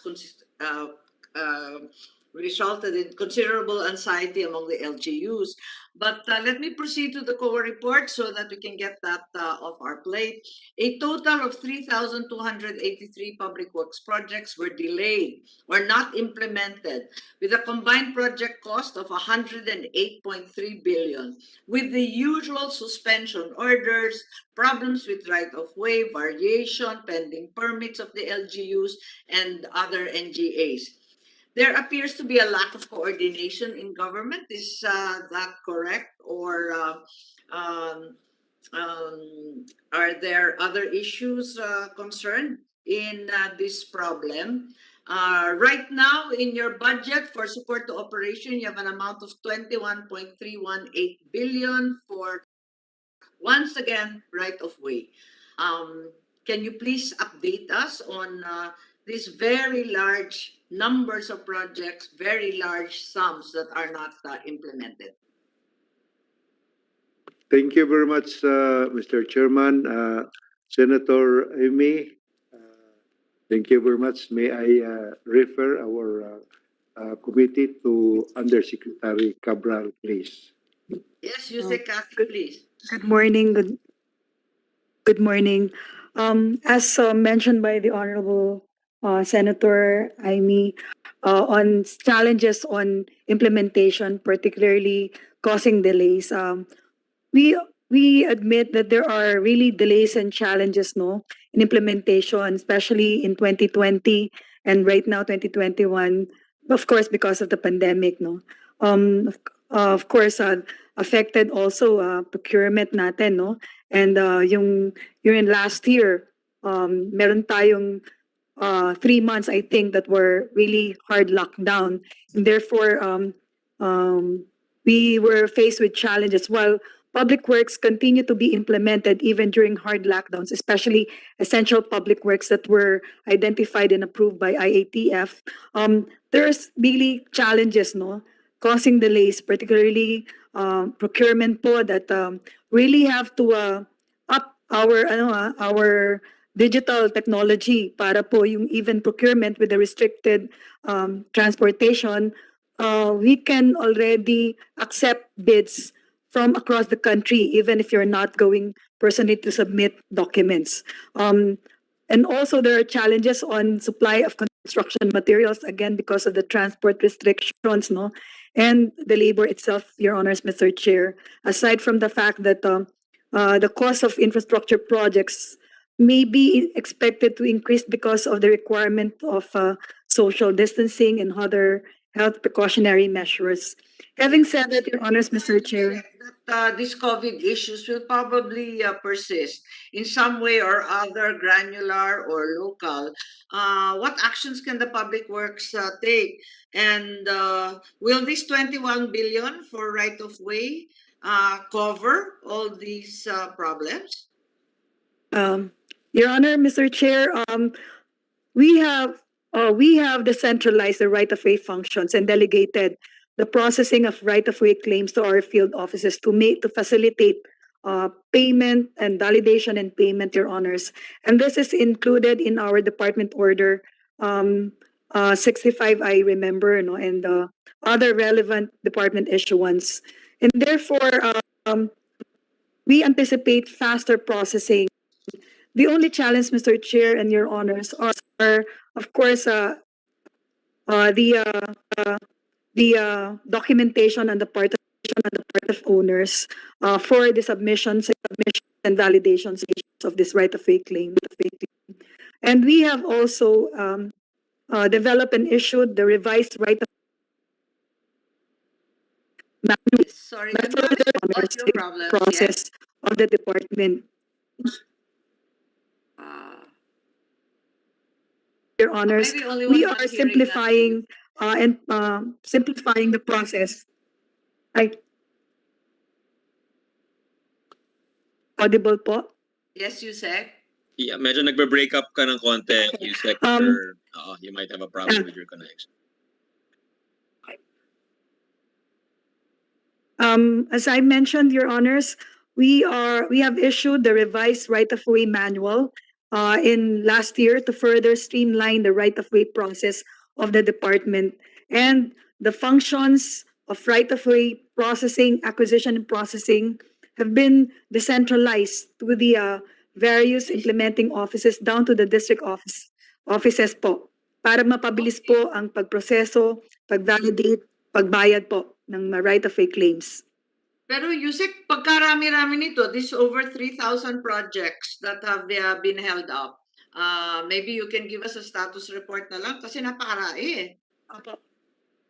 At saka ma'am, nabigyan po kami ng support ng DBM by approving positions for lawyers. Kasi po karamihan po ng ating right-of-way processing required, of course, presence of lawyers in courts, no? So nabigyan naman po kami ng support para po madagdagan yung aming legal team to process the right-of-way po. Okay, we look With forward the to that. permission of Vice Chair Marcos, Yes, I please. was just sent a message by the Majority Leader. I think he just wants to make a brief intervention with your permission, ma'am. Sure, of course. Yes. Yeah, I saw him. Ayan. I think he's nangangampanya na yata because he's a re-election, and we need him back in the Senate to help facilitate passage of measures. So go ahead, Majority Leader. Yes. Thank you. Yeah, I'm on the campaign trail now in Kamsur. Together, we're having breakfast with Congressman El Rey, and later on I'll be meeting with the mayor of Naga. Yung sorry, Ma'am Amy, I might have broken her train of thought. No. Just in time. I just had one question and we'll proceed to the next. Okay, I'll be really quick, ma'am. I just wanted to give my support because I can't really stay and log on very quick. I just want to say thank you very much, Mr. Chairman. Thank you very much, Ma'am Amy. And to Secretary Oging, I want to say that I am in full support of you, my dear friend. Kaibigan na kaibigan ko yan. In my first term as second term, magkasama po kami niyan sa Kongreso. Kami ni Ma'am Amy.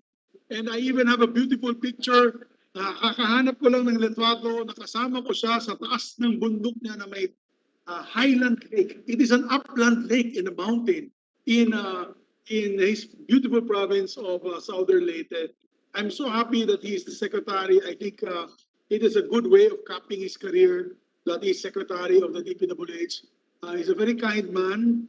Igsoon ako na, and I'm an adopted son of Maasin Leyte, Southern Leyte. So kapatid ko yan, parang ginakapatid ko po yan si Sir Oging. So I'm here to give my full support. And I also want to congratulate Ma'am Kathy, Yusek Kathy. She won Professional of the Year award.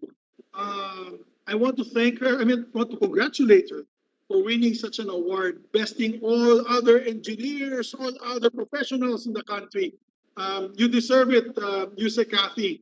And to the DPWH family, congratulations po. Kaya yung budget po ninyo, kung sa ako lang, wala po kayong problema, full support po tayo, Chairman. I will fully support it. And when we have our plenary session for the approval of the budget, we will be there to help out Secretary Mercado.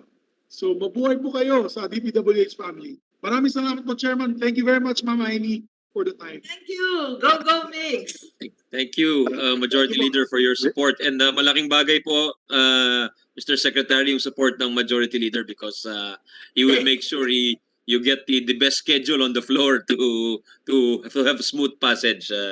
Of course, it depends on our colleagues also, but malaking bagay po yung suporta ng ating Majority Leader. And we were colleagues, as you mentioned, as the Majority Leader mentioned. Hindi aabot ng alas 4 ng umaga. Dapat mapaaga po yung ang session nila at makauwi ng maaga. Thank you po, Chairman. Thank you po sa lahat. Most welcome, Majority Leader, and we'd like to thank Vice Chair Marcos for yielding momentarily. And as mentioned, we were all colleagues at one point in Congress, along with Senator Joel, I think Senator Win, Senator Cynthia, Senator Risa, among others. No, so ma'am, you have the floor back. But also before that, sorry, may I also congratulate Yusek Cabral on her award. And I noticed, si Yusek Cathy is always adding new degrees to her calling card. She's always studying. So nakakatuwa rin kasi so congratulations Yusek Cathy on that award, and not content to rest on her achievements, always adding, learning. So it's a good way to live one's professional life. Congratulations. Back to you. Back to you, Vice Chair Marcos. Thank you very much, Sen. Aimee. Thank you. Thanks, Chair. Thanks, Chair Sunny. And that's right. Yusek Cathy is a real paradigm for lifelong learning that we need to emulate. We get caught up in all our politicking. Nakakalimutan natin na maganda pala magbasa paminsan-minsan. I have a second question, and that derives from COA once again. It's the unliquidated transfers estimated to be 9 billion for 5 years, I believe, including 126 million for abolished, untraced implementing agencies. Ano yun? 36 million to closed loans. Ano yung mga yan? It's a little bit exasperating because I don't understand what untraced implementing agencies mean. 5 taon na ito kinicarry over sa libro ninyo at hindi pa rin nare-resolva. Ano to? 9 billion siya more than 5 years. May I ask permission, Your Honors, for ASEC Marie Palafox of our Finance to elaborate on the findings of the COA, Your Honors, Mr. Chair. Yes, please, Sec Palafox, please go ahead. Mr. Chairman, before Asik Palafox will answer. Secretary, go ahead, please. Yeah, thank you very much. Just would like to thank Senator Suberi for his kind words. I wish him well. Keep safe in your travel, and to all our friends senators, take care. You are all my friends. Thank you very much, Mr. Chairman. Thank you for those remarks, Secretary. Back to Asek Palafox to respond to the COA concerns of Vice Chair Marcos. Asik, please, it's the unliquidated transfers of 9 billion. At first time ko nakakakita ng untraced implementing agency. Ano ba yun? Mr. Chairman, Your Honor. Yes, please. These are, Go ahead, Asek. yes, the 9 billion are funds transferred to other agencies, and it is unliquidated. There are LGUs, NHA, and other agencies that we transfer funds and remain unliquidated. Limang taon na po to. May plano ba tayo? 5 years na kina-carry over ng ating libro to. Is there a plan to do something about this? We constantly prepare demand letters to them, but until now, there are still unliquidated, Your Honor. Ilang agencies po ang pinag-uusapan dito, Asek? Several agencies, GOCCs, LGUs. Can we get the list and the copies of the demand letters you've sent? Si Chairman ang maniningil, collecting agent. Wag naman. Yes. But we just like to know who are remiss in their obligations in accounting for public funds. You're saying that there's a list, Asek, pero ang nakasaad dito, untraced implementing agencies. Bakit untraced? Ibig sabihin, di natin kilala? There are prior years. I see. Yung early years. Earlier, since the start of DPWH, Your Honor. But this is only 5 years. The last 5 years lang yung 9 billion. It's more than 5 years. Ah, okay. More than 5. So maybe like the chairman said, let's just get a list so that we get a picture of this because it's not so clear, ano? I think I'd like to ask another question, Mr. Chair. And ahead. according to the LBRMO briefer, for fiscal year 2021, a total of 158.36 billion of the public works budget was included in the list for later release. Yung mahiwagang FLR po. As of September 6 this year, 31.107 billion of said amount has been released to public works. May we know what these projects and programs that the FLR was used for, yung 158, at sino yung masiswerte na nasa loob nitong 31 billion na kare-release lamang?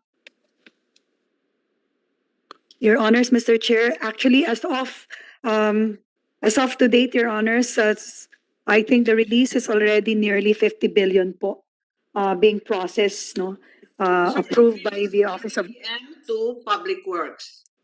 processing po. In short, Madam Chair, Your Honors, from after approval po, it goes to the DBM and DBM prepares the SARO for release to DPWH.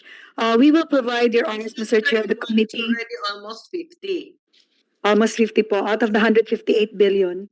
Are we to gather from that, Yusek Cabral, that the legislators and the other proponents of these different projects can look forward to the release of the full amount that was held for later release?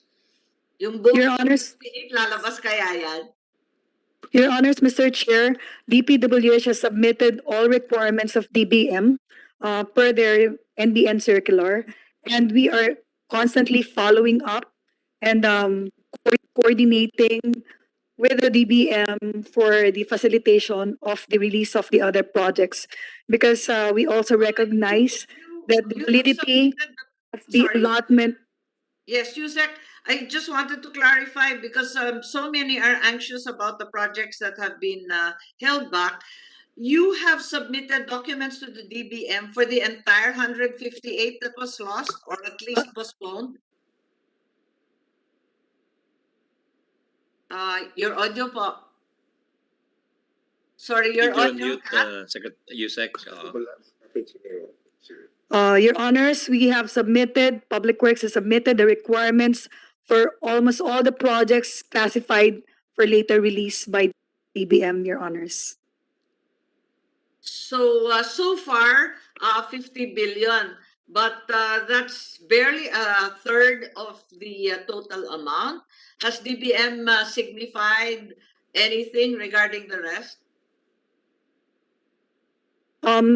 As I said, Your Honor, Mr. Chair, we are regularly following up the release of this FLR.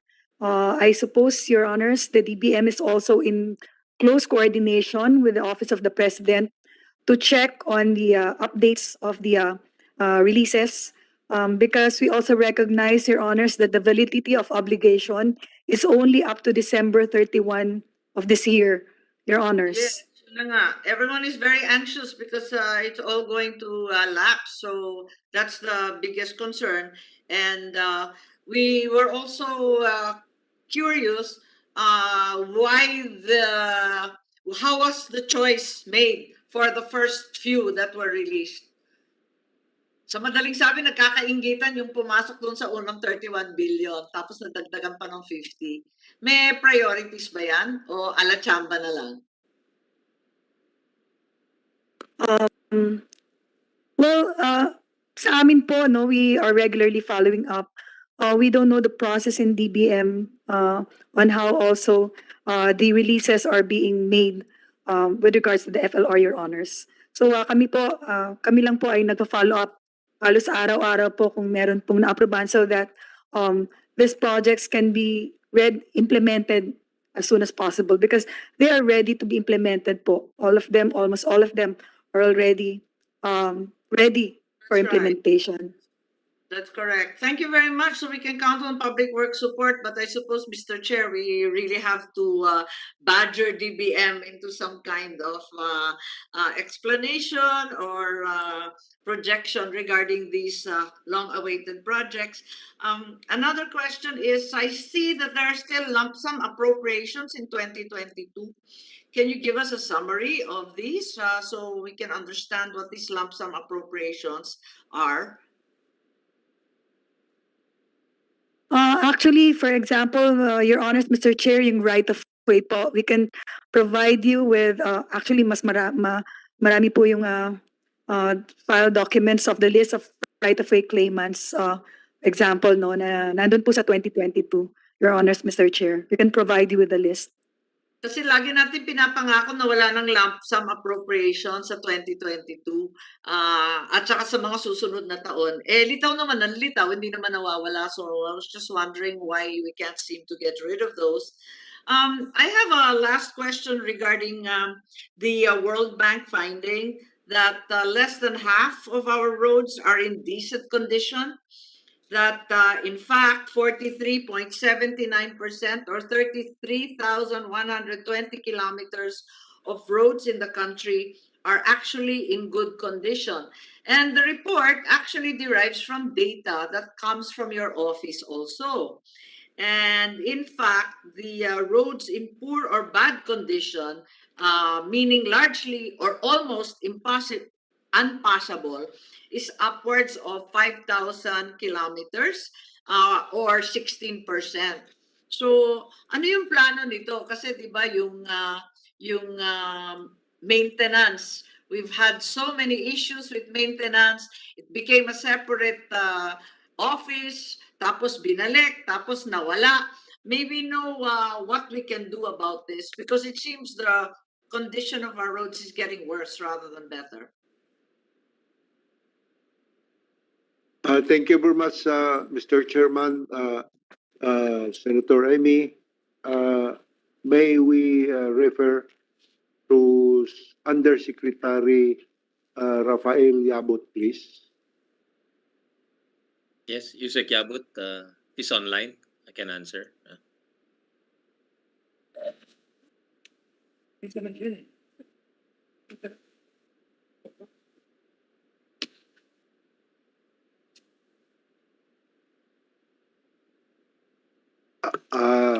We will just let Undersecretary Cabral answer, Mr. Chairman.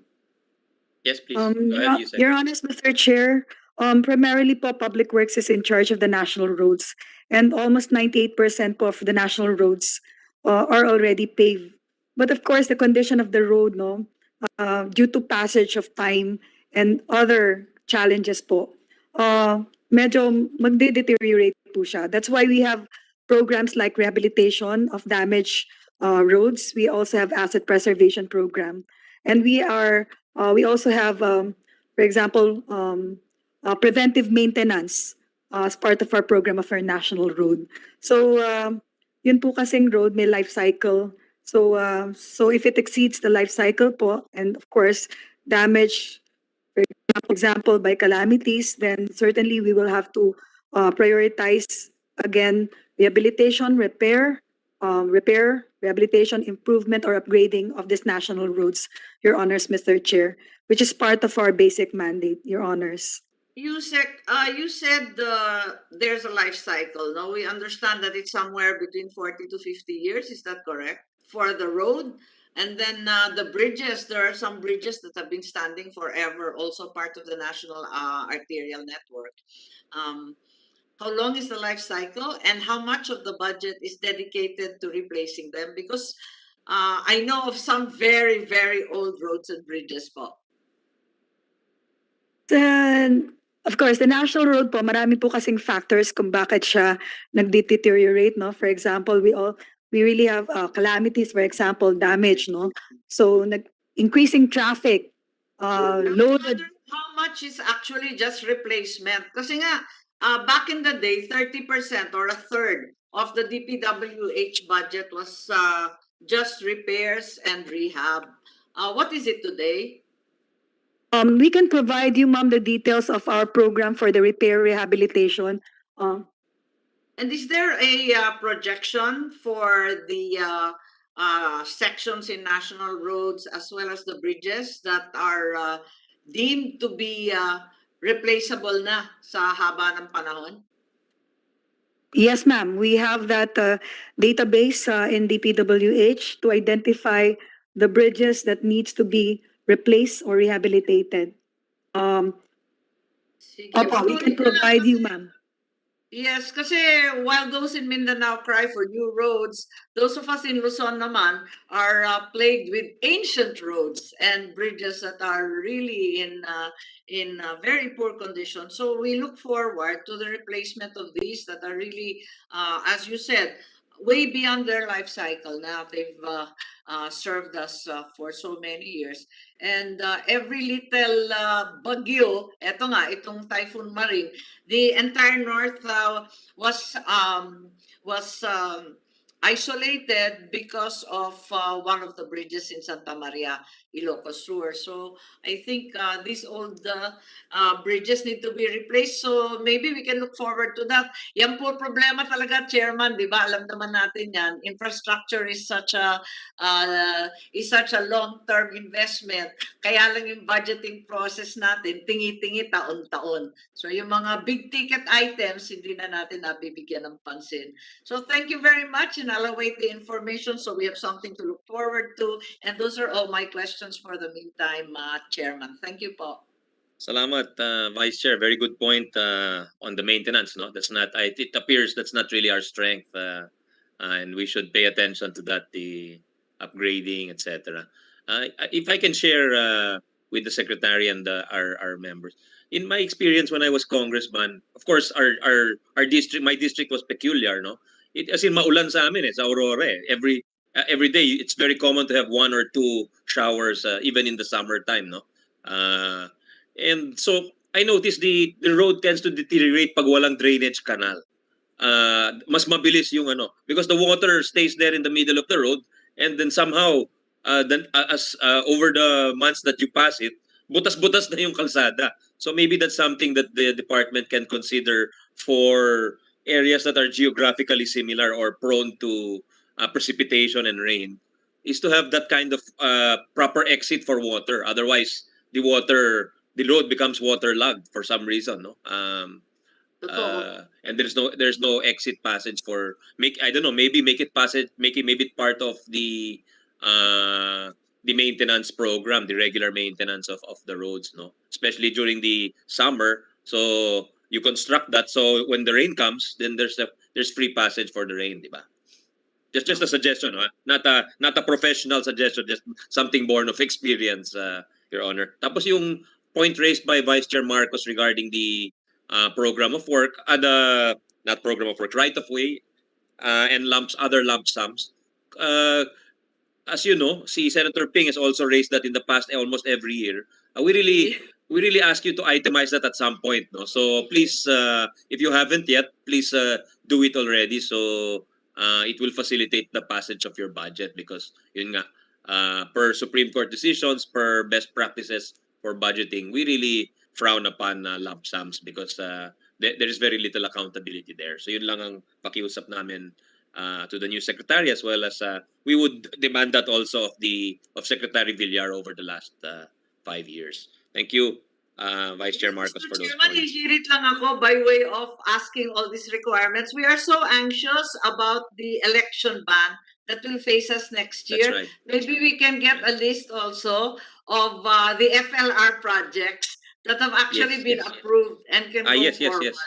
As requested by Vice Chair Marcos, could we get the list of the projects which have not yet, or the status na lang of all the FLR projects para ma-monitor siya? Because tama siya. Tama si Vice Chair Marcos, there's an election ban coming up, no, per the Constitution, and sayang din yung panahon. We cannot recover that lost time if we don't act quickly on some of these projects, no. So we'll just request that and look forward to that, Your Honor. Thank Mr. Chairman. you, Vice Chair Marcos. Mr. Chairman, yeah. Yes, Secretary, go ahead. Go ahead, sir. Yeah. I just would like to emphasize our observation to thank the members of the committee, particularly Senator Amy and the Honorable Chairman, for the observations regarding maintenance of our roads. No, we will, I think, include already in our program of work the provision on drainage, and we will also coordinate with the DOTR regarding the strict implementation of the weighing scale, because it seems that our our trucks are really beyond the capacity of our highways. So I hope they will cooperate also. And we will also provide our committee with the itemized listings on the lump sum and the FLR and other records, which we feel that our Senate committee feels needed. Thank you very much, Mr. Chairman. Thank you, Secretary. And actually, next on the list is we still have Senator Pacquiao, but I think he's in some meetings. And we were told that Vice Chair Villar will no longer ask questions. She's just here to listen. Is that correct, ma'am? Wala po kayong tanong?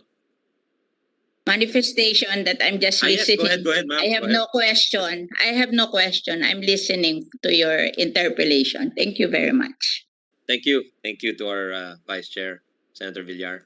And also Vice Chair Mr. Gatchalian. Chairman, Mr. Chairman. Yes, go ahead, Secretary. Yeah. May I respectfully thank our Vice Chairman, Ma'am Cynthia, for his kind words for the 2022 budget of the DPWH. It seems that she's very kind to us. Thank you very much, ma'am. Thank you. Thank you to... You're welcome. And congratulations to Secretary Mercado. Thank you very much. Thank you, Vice Chair Senator Villar. I was also told Vice Chair Gatchalian also does not have questions. It's just monitoring the debate. So we'll now recognize Senator Binay. Good morning, ma'am. Good morning, Mr. Chairman. Thank you. And before I start my questions, I would like to congratulate Kong Sec Uging for this new appointment niyo po. Mr. Chairman, can I just get an update dun sa Trip C projects ng DPWH in convergence with the Department of Tourism? I mean, for this year, magkano yung budget natin for Trip C? Yes, of course. Senator Binay is the chair of the Senate Committee on Tourism. Thank you very much, Mr. Chairman. Thank you, Ma'am Nancy. May I refer you, please, to Undersecretary Cabral. Your Honors, Mr. Chair, our budget for the convergence with the Department of Tourism for the building of access roads to declared tourism destinations is around 16.8 billion in 2022, Your Honors, Mr. Chair. And we will provide the committee po with a list of projects included in this convergence program, Your Honors, Mr. Chair. Okay. And Yusek Cabral, for this year po, magkano yung budget natin? 16.763 billion, Your Honors. Almost the same pala, Yusek Cabral. Almost the same po. Yes. And meron ho ba dito na FLR? Sa 2021, Your Honor, Mr. Chair? Yes, for Trip C projects. I'll have to check and we'll give you the list of tourism projects that were classified by FLR, classified FLR by the DBM, Your Honors, Mr. Chair. Siguro, Yusek Cabral, can you just cite an example of a major accomplishment under this program?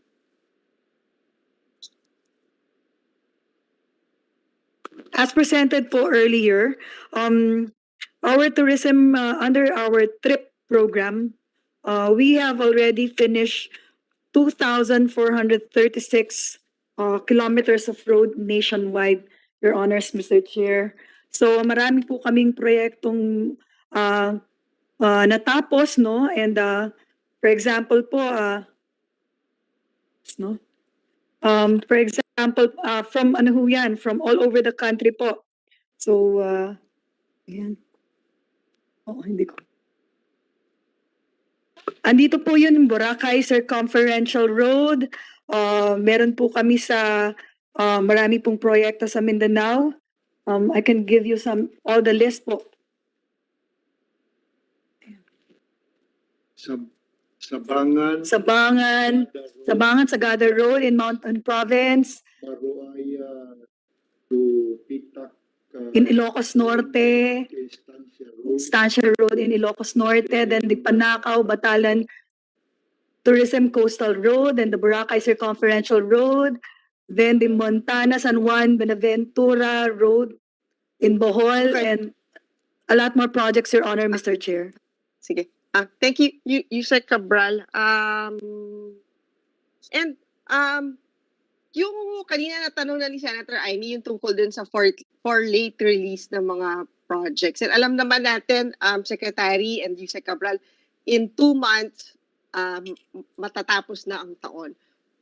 Worst case scenario, kung hindi ma-release itong mga proyekto na ito, parang hindi yan nakaprogram na for next year, right? Kasi hindi niya na siya nasama dun sa listahan nyo. So what will happen dun sa mga proyekto na ito na hindi na sila na-release this year tapos hindi pa sila nakasama for next year? Mr. Chairman, first of all, we will try our best to request Congress, the House and the Senate for the extension po ng effectivity and validity of the law so that we can really maximize the implementation and completion of these projects.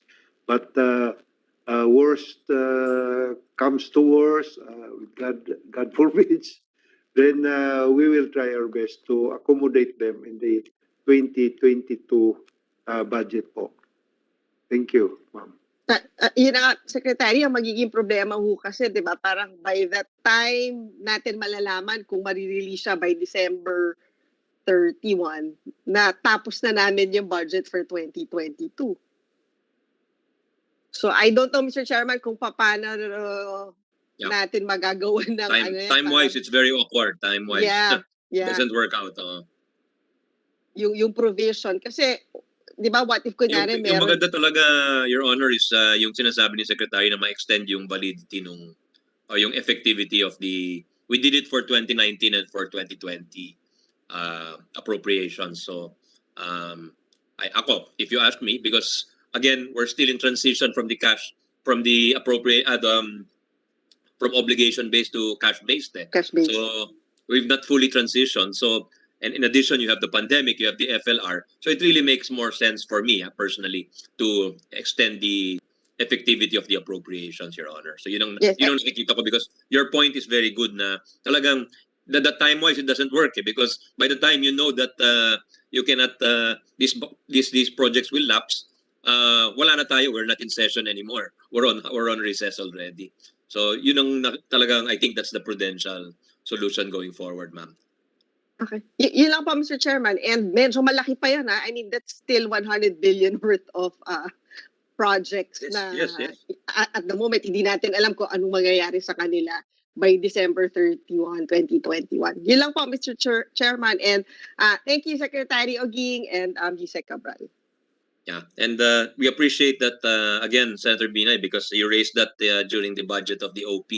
And they pledged to speed up the disposition or the evaluation of the project. So again, sayang yun. And Chairman, mukhang hindi pa rin mabilis kasi, di ba, in a span of a month or so. Parang 20 billion lang yung nadagdag out of the 150 38 billion. to, I think it's 38 Yeah, to 38 to 50. 50. Yeah, so yeah, there's still a lot to get through. Thank you, Senator Binay. Before we go to the second round, I just want to manifest that the committee was in receipt of a letter from the Move as One coalition. This is USEC, former USEC Sevilla of DOF. I think this is a coalition that is representing commuters, basically, not car owners. So they are pushing for the funding of active transportation, like bike lanes, which is mentioned in the presentation of the department earlier. They point out that less than 10% of urban households own a private car.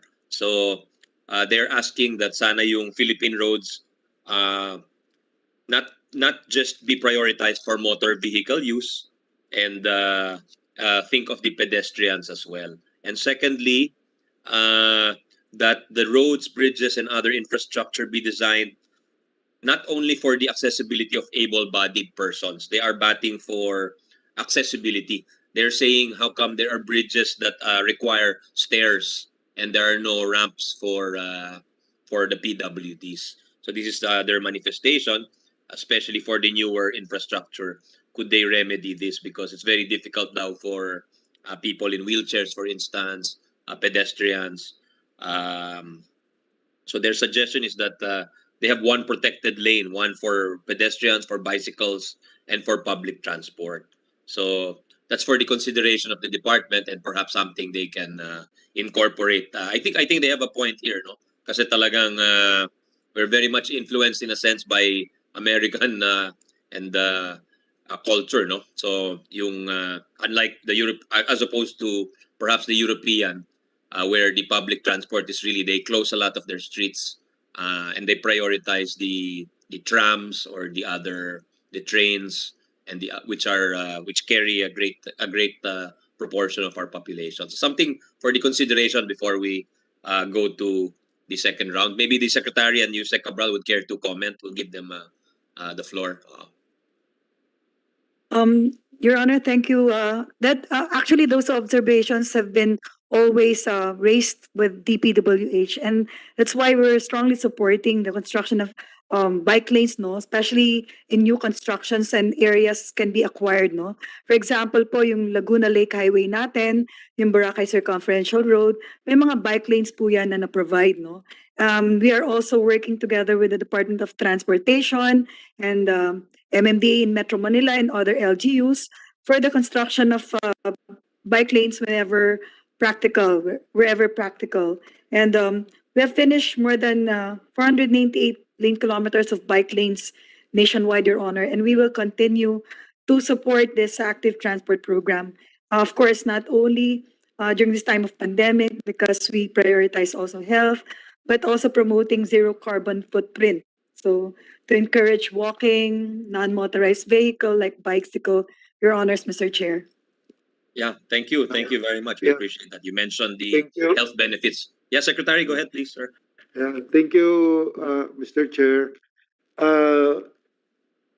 This is a very laudable suggestion by our non-governmental organization, sir. So this is also in line with the new policies and present situation of improving the quality of life of our people.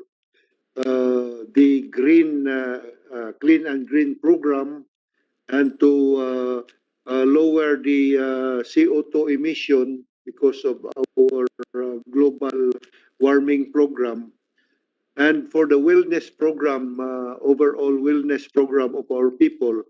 We will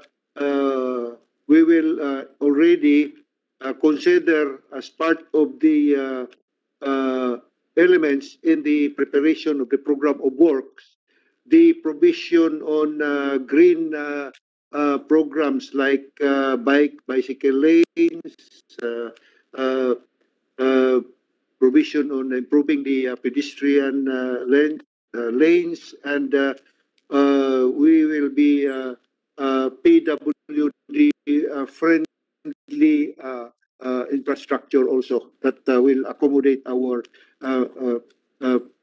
persons with disabilities. This is a very laudable recommendation, Mr. Chairman. Thank you very Mr. much. Chairman. Yes, Senator. Yes, thank you, Secretary. Yes, Senator Binay. Hindi, kasi nabanggit ni Secretary yung green. Bahagi din ho ba ng design nyo yung pagla-landscape nung, kasi diba, I mean, for example, sa Singapore, kaya ngayon conducive to walk, kasi yung nilalakaran nila shaded, di ba? Kahit mainit, pero yung mga trees na tinanim nila provide shade. Hindi ko alam kung convergence ba to with DNR or can this be part of the DPWH project? Thank you very much, Mr. Chair, Senator Nancy. We will make this part of our policy to implement green programs to get in collaboration with DNR, the local government units. And initially, during our MANCOM, I already requested our regional directors and district engineers in Metro Manila to duplicate the example of Singapore, where we are going to green and beautify and provide a smooth and efficient roadway, no?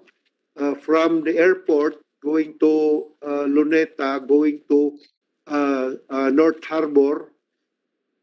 We will plant that with, we will beautify that with To Dolomite Beach. To not Dolomite Beach. And also the INSA, Mr. Chairman. We want our commuters to have a smooth roadway. We will and maybe in the Visoria and Taft Avenue and Juan Lona going to Caloocan. At least we can. These are our show window highways that would improve the image of our country with our visitors coming from abroad. So initially, we are trying now to implement a clean and green program, greening of Metro Manila along the highways, and the painting of the sidewalk, the pavement with yellow and black warning paint, so that it will look really nice to travel along our highways, at least in Metro Manila. Thank you very much, Mr. Chairman. Thank you, Secretary. Siguro, Secretary, wag lang naman po puros Metro Manila. Maybe let's also do it outside of Metro Manila. Yeah, little by little, ma'am, depending upon our availability of funds also. We are also augmenting the maintenance funds of our district engineers in Metro Manila so that they can comply with our request on this, which are over and above their appropriations or programs that will be implemented in their respective districts. Especially yung mga canals na may mga stale water like that, stagnant waters. We want the drainage to be clean and everything. I hope we can do it as soon as possible. Thank you very much, Mr. Chairman and Senator Nancy. Thank you. Thank you. Thank you. Yung bike lanes, maganda siguro yun sa tourism. Maybe Senator Binay would agree. I've seen that in parts of Europe, the south of France, even in Venice, and then also in California, where you can really go from beach to beach just by bicycle, no, without getting in a car. I think that's because when a tourist goes to a place, for instance, wala naman siyang, minsan hindi naman nila laging dala yung sasakyan nila. So it's one way of mobility also is the bike, no? And I think Like, like yeah. places like Bali and Phuket, they're also transitioning from to greener modes of transportation. Dati uso yung mga scooter, mag-hire ka ng scooter, but now they're doing a lot of bicycles also. So maybe that's something we can consider, especially with our given our many kilometers of coastline, Your Honors. No. So anyway, just for something to, and especially also since Yusek Cathy mentioned that 98% of our national roads have already been paved, and perhaps that's an addition to, like, to a mountain road or to a coastal road. You can put a bike lane maybe next to it, assuming there's availability of land. No, of course that's the assumption there, but it would definitely enhance the value of an area and the attractiveness of an area. So thank you for those responses, Secretary, and we'll now start the second round. I see Senator Ping has been patiently waiting, so of course let's give him the floor for his questions. Senator Ping, you have the floor for your second round, sir. Thank you. Thank you, Mr. Chairman. For the second round, I have three topics. One, yung disbursement rate ng agency. Second, the SAMCOA reports. And third, yung ROW, one of my favorite topics. So, do sa disbursement rate, sa 2020, the agency budget utilization in terms of the disbursement rate remains very low at 31.2%, no? Yet, ang laki pa rin ng budget nyo for 2022. So, and if we look at your performance indicators, based on your own table, only 2 projects out of 35 yung nag-exceed. This is for 2020. So kung ganito yung performance or yung disbursement rate ng agency, how can we assure the government, national government, and the public na makaka-deliver tayo dito sa napakalaking budget for 2022? To cite a few, yung 2 projects, number of projects under local program, namely school building, multipurpose building, health facilities, water supply systems, farm to market road, at saka yung number of projects under the convergence and special support program, school buildings, multipurpose, health facilities, water supply, local roads, etc., etc. So, yun. Paano tayo if this is your performance indicators, yung output, anong assurance ang mabibigay natin that you will utilize to the fullest yung budget nyo for 2022? Thank you. Thank you, Mr. Chairman. Thank you, Senator Ping. May I refer our committee to Undersecretary Cabral, please? Yeah, go ahead, please. Thank you, Your Honors, Mr. Chair. And of course, together with me now, and I think also in the screen, is ASEC Marie Palafox. According to the report of our finance, our obligation or absorptive capacity as of September 30, 2021 is already 86%. So we have obligated 549 billion out of the total allotment of 637 billion for all the projects. And our disbursement rate, Your Honors, Mr. Chair, we have an actual disbursement of 478 billion out of the total allotment of 637 billion, or a disbursement rate of 75%, Your Honors. Having said that po, Asek Marie, am I correct on that figure, on those figures? Based on the September 30 report. Yes, ma'am. Okay. So having said that, Your Honors, if we compare our January to September 2021 disbursements, obligations and disbursement versus the same period po ng January to September 2020 of last year, our disbursement has increased by 44%. So, or in absolute number po, 145 billion from versus the same period of time in 2020 po. So, ang ano po namin, we are ready, and we are going to disburse significantly what is in 2021 po. And ang 2022 naman po namin medyo 9 billion lower pa po ng 2021.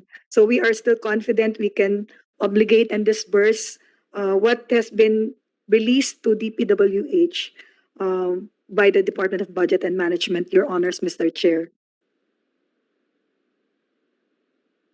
There's a marked improvement in your disbursement rate. That's what you're saying. From 2020 all the way to 2021, from 31%, nasa 75% na kayo. Yes, Your Honor, ang 75% po, actual disbursement, 478 billion versus the allotment received of 637 billion. Your Honors, Mr. Chair. Yes, thank you. Now, sa COA report, I will cite here just one, yung advance payment amounting to 681.9 million pesos. You have not been able to recoup this amount from the contractors whose projects were already completed, rescinded, terminated as of December 31, 2020. So, can you explain kung ano na nangyari? Ano yung status na nito, yung COA finding regarding the 681.9 million not yet recouped? Ito yung mga advance payments na binigay. Thank you very much, Mr. Chair and Senator Ping. May we refer our committee to Assistant Secretary Marie Palafox. Yes, ASEC Palfox, go ahead, ma'am. Mr. Chair, Your Honor, out of the 681.9 million unrecouped from contractors, 241 million was recouped as of July 31, leaving an unrecouped balance of 440 million. This will be recouped upon the presentation of their billings, Your Honor. Thank you for that update.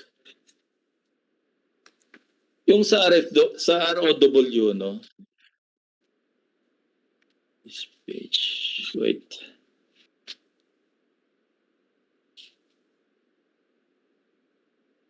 Ako, I've always been vocal, in objecting to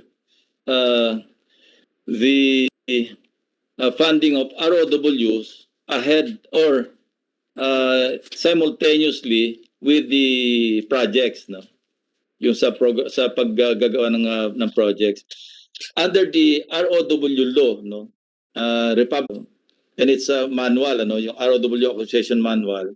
Yung ROW acquisition should be made before the implementation of any civil works, but year in and year out, parang ito binabiolate ninyo.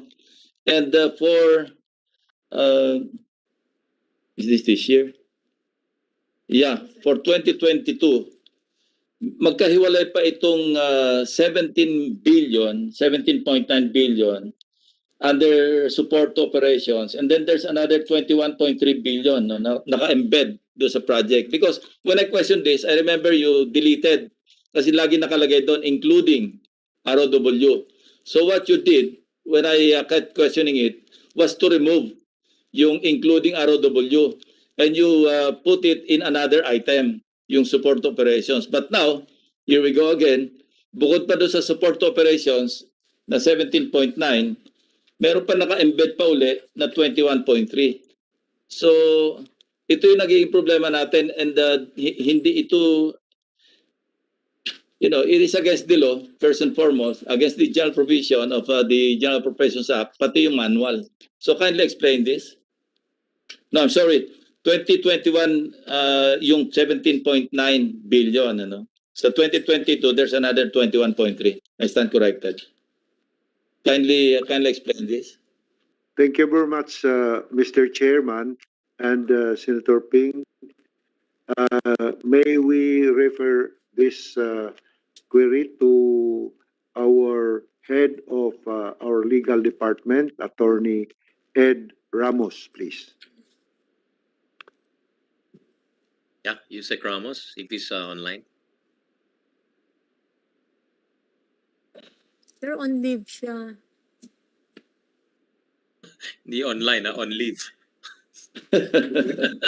Yeah. Anyway, submit na lang siguro kung ano, yung explanation sa ROWs. Saka anong status yung mga past budget for ROWs, ano?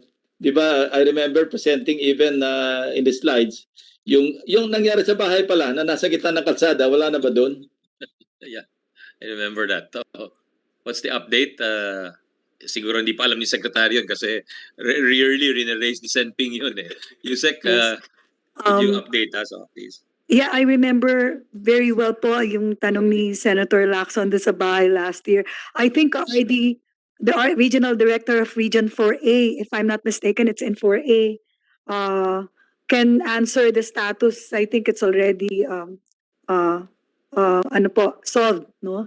But we would have to confirm from our Undersecretary for Operations, Yusek Piabut, and the regional director po dun sa kaso nung bahay na nasa gitna nung kalsada na naiwan.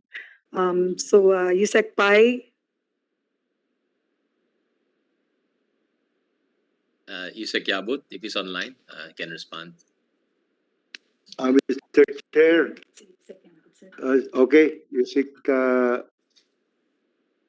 Payabot, please respond. Yeah, good afternoon, Mr. Chair, Your Honors. After Tungkol the doon sa bahay na yun, natanggal ho yun ang alam namin. Except the payment that is to be made doon sa property owner ng nasabing lote. Yes, so ilan pa yung pending ninyo na hindi nababayaran? In that particular area, sa 4A. Kasi marami sila nun eh. I understand. Yes, sir. Sorry, wala ko kami exact figures mo ngayon. Probably the regional director now is in monitor also will be able to give us the exact data for this right of way na. Yes, Mr. Chairman. Is that all right, Senping? They will submit the details. I'll just await the submission before the plenary deliberation, Mr. Chairman. Yeah, opo, kasi yung chairman ang mahihirapan yan pagka hindi na-submit yung data. Pakibigay po yung updates on the right-of-way previous appropriations, tsaka itong specifically yung tinatanong ni Senator Ping, yung Region 4A. We will submit. Yes, thank you, Mr. Chair. Yeah. Yeah, salamat Okay. po. Salamat po. Thank you. Since nasa transition tayo sa devolution, gusto lang namin malaman, ano ba yung mga criteria used to determine if a local government unit has the capability to implement the infrastructure project? May mga sinusunod kayong criteria dyan? Handed down to the LGUs? So we will know how fast we can transition na i-implement yung project sa mga, ibigay yung implementation sa mga LGUs. Thank you. Your Honors, Mr. Chair, I think even with the Mandanas ruling, allowed naman po, according to the GAA, for LGUs to implement through a memorandum of agreement, subject to technical review, validation of the DPWH on their technical and financial capacity po. So pwede naman po na LGU ang mag-implement ng national government projects subject to provisions in the GAA and also the process and qualifications po under our department order po. Yes, thank you. Can you provide the committee a list of capable, technically and financially capable LGUs na based on your criteria to implement nationally funded projects na under the devolution and under EO 138 made-devolve itong functions? Can you submit a list of those LGUs? Mr. Chairman, Senator Ping, we will comply with the requirement. And first of all, I think your observation that the road right-of-way transaction or payment should be done before the project implementation. Yeah. Tama. So yeah, that is the right procedure. So we will comply with that, Senator, Mr. Chairman. And also the houses located between inside the highways, and also the requirement on the list of those payees and uh, uh, the list of the list of the vouchers or payments that will be made by our department to the different landowners. Will be provided by our department to the Committee on Finance of the Senate. So all of these requirements should be submitted before the plenary hearing of the 2022 budget po. Maraming salamat. Thank you, Secretary Uging. Kasi hindi ikaw sisingilin ko rito si Yusek Kati kasi wala ka pa naman nung hiningi ko to last plenary deliberation. Ano? Hiningi ko yung listahan ng mga projects na merong embedded na ROW at saka ano yung status ng mga projects. Because, as you rightly said, Secretary Uging, hindi pwedeng pagsabayin talaga yung pag-settle o pag-transact doon sa mga may-ari ng yung mga landowners na tataba ng kalsada doon sa civil works kasi it cannot work that way. So last year I requested for a list of these projects na merong embedded na ROW.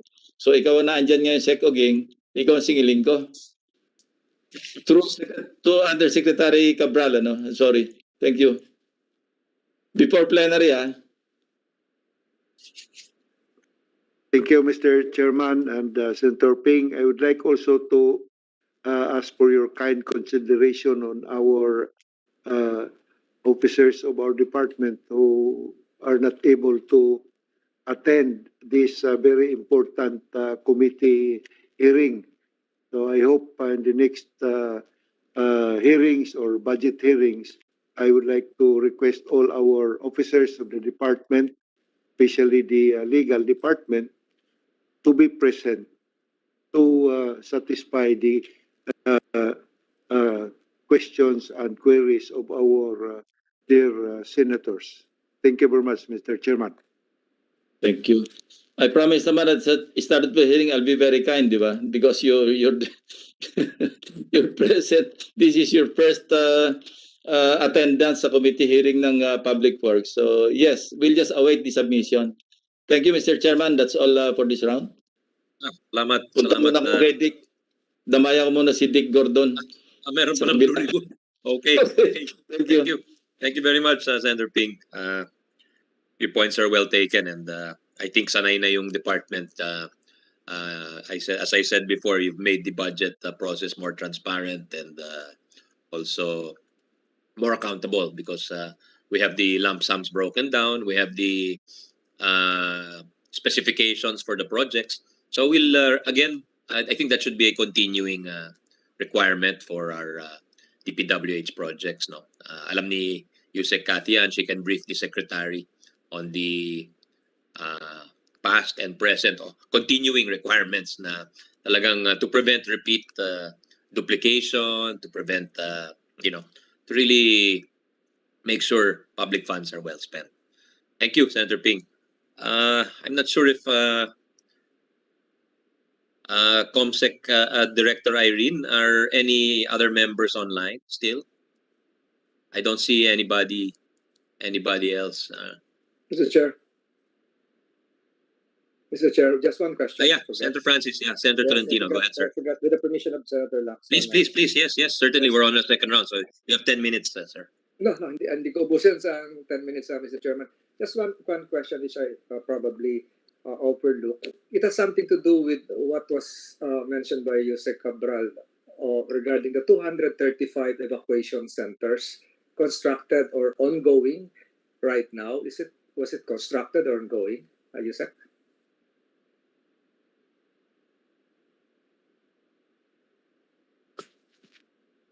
Your Honors, Mr. Chair, we have evacuation centers.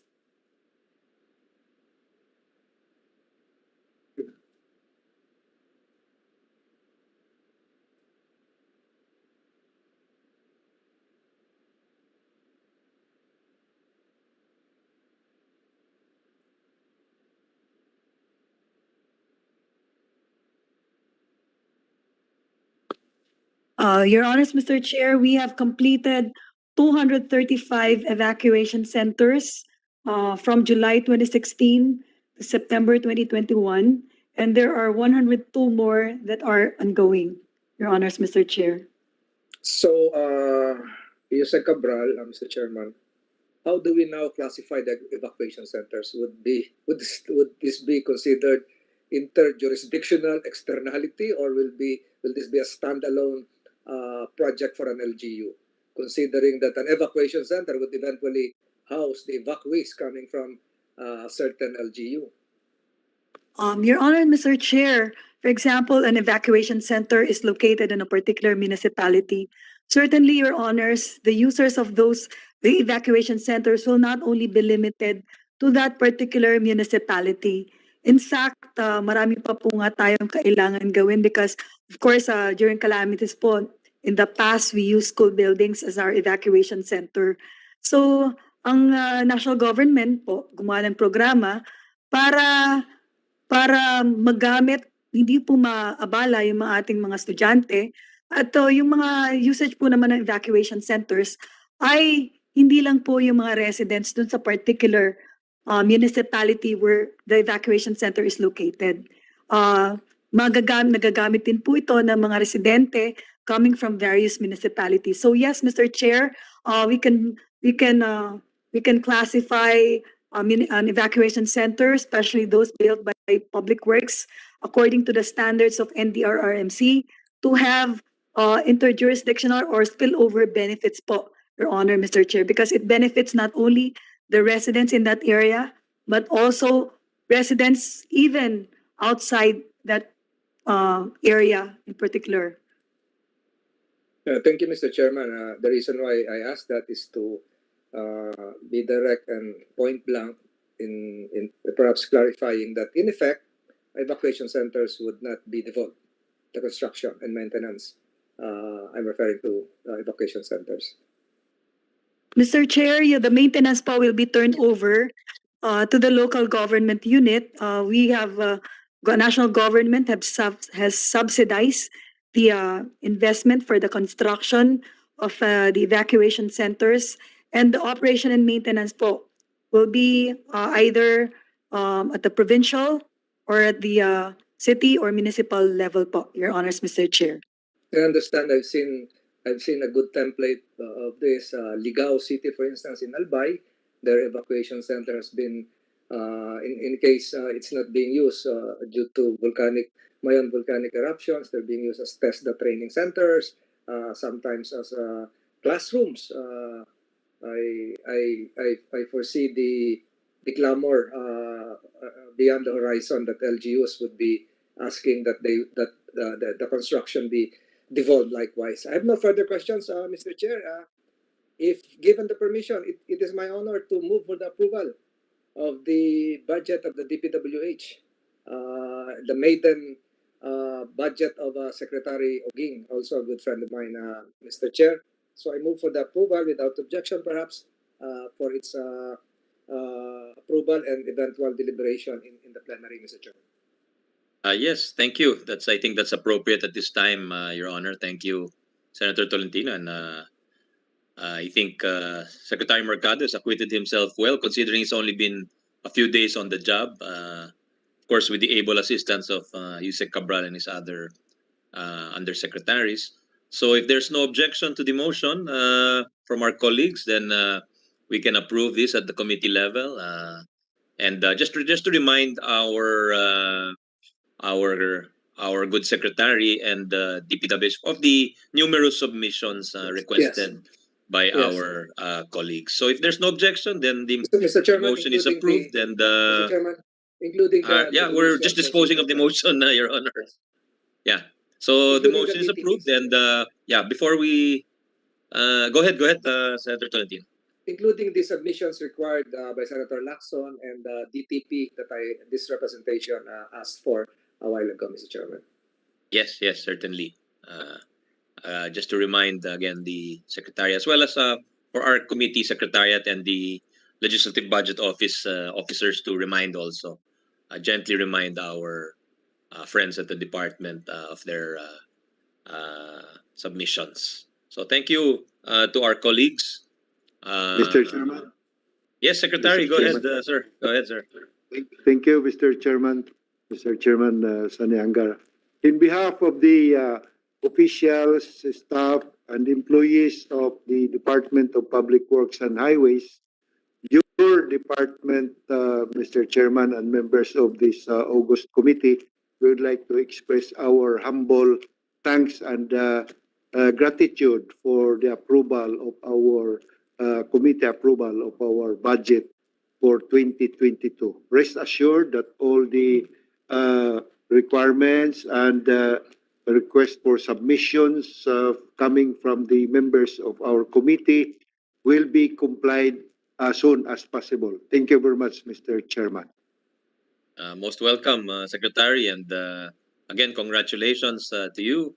Congratulations to you, Sec. Cathy, on her award, and congratulations to the department on your appointment. And I'm sure the people of Southern Leyte are very proud seeing you at the helm of one of the most important departments at this juncture in our history. When we need the infrastructure, or we need the economic stimulus provided to our economy, because many are out of work, and we really need that much needed boost to the economy. No, so thank you to Senator Tolentino for staying for the length of the meeting, and thank you to our secretary, to Yusek Cathy, Yusek Yabut, Yusek Sadain, Asek Palafox, and the other members of the DPWH family, and to our colleagues. Salamat po.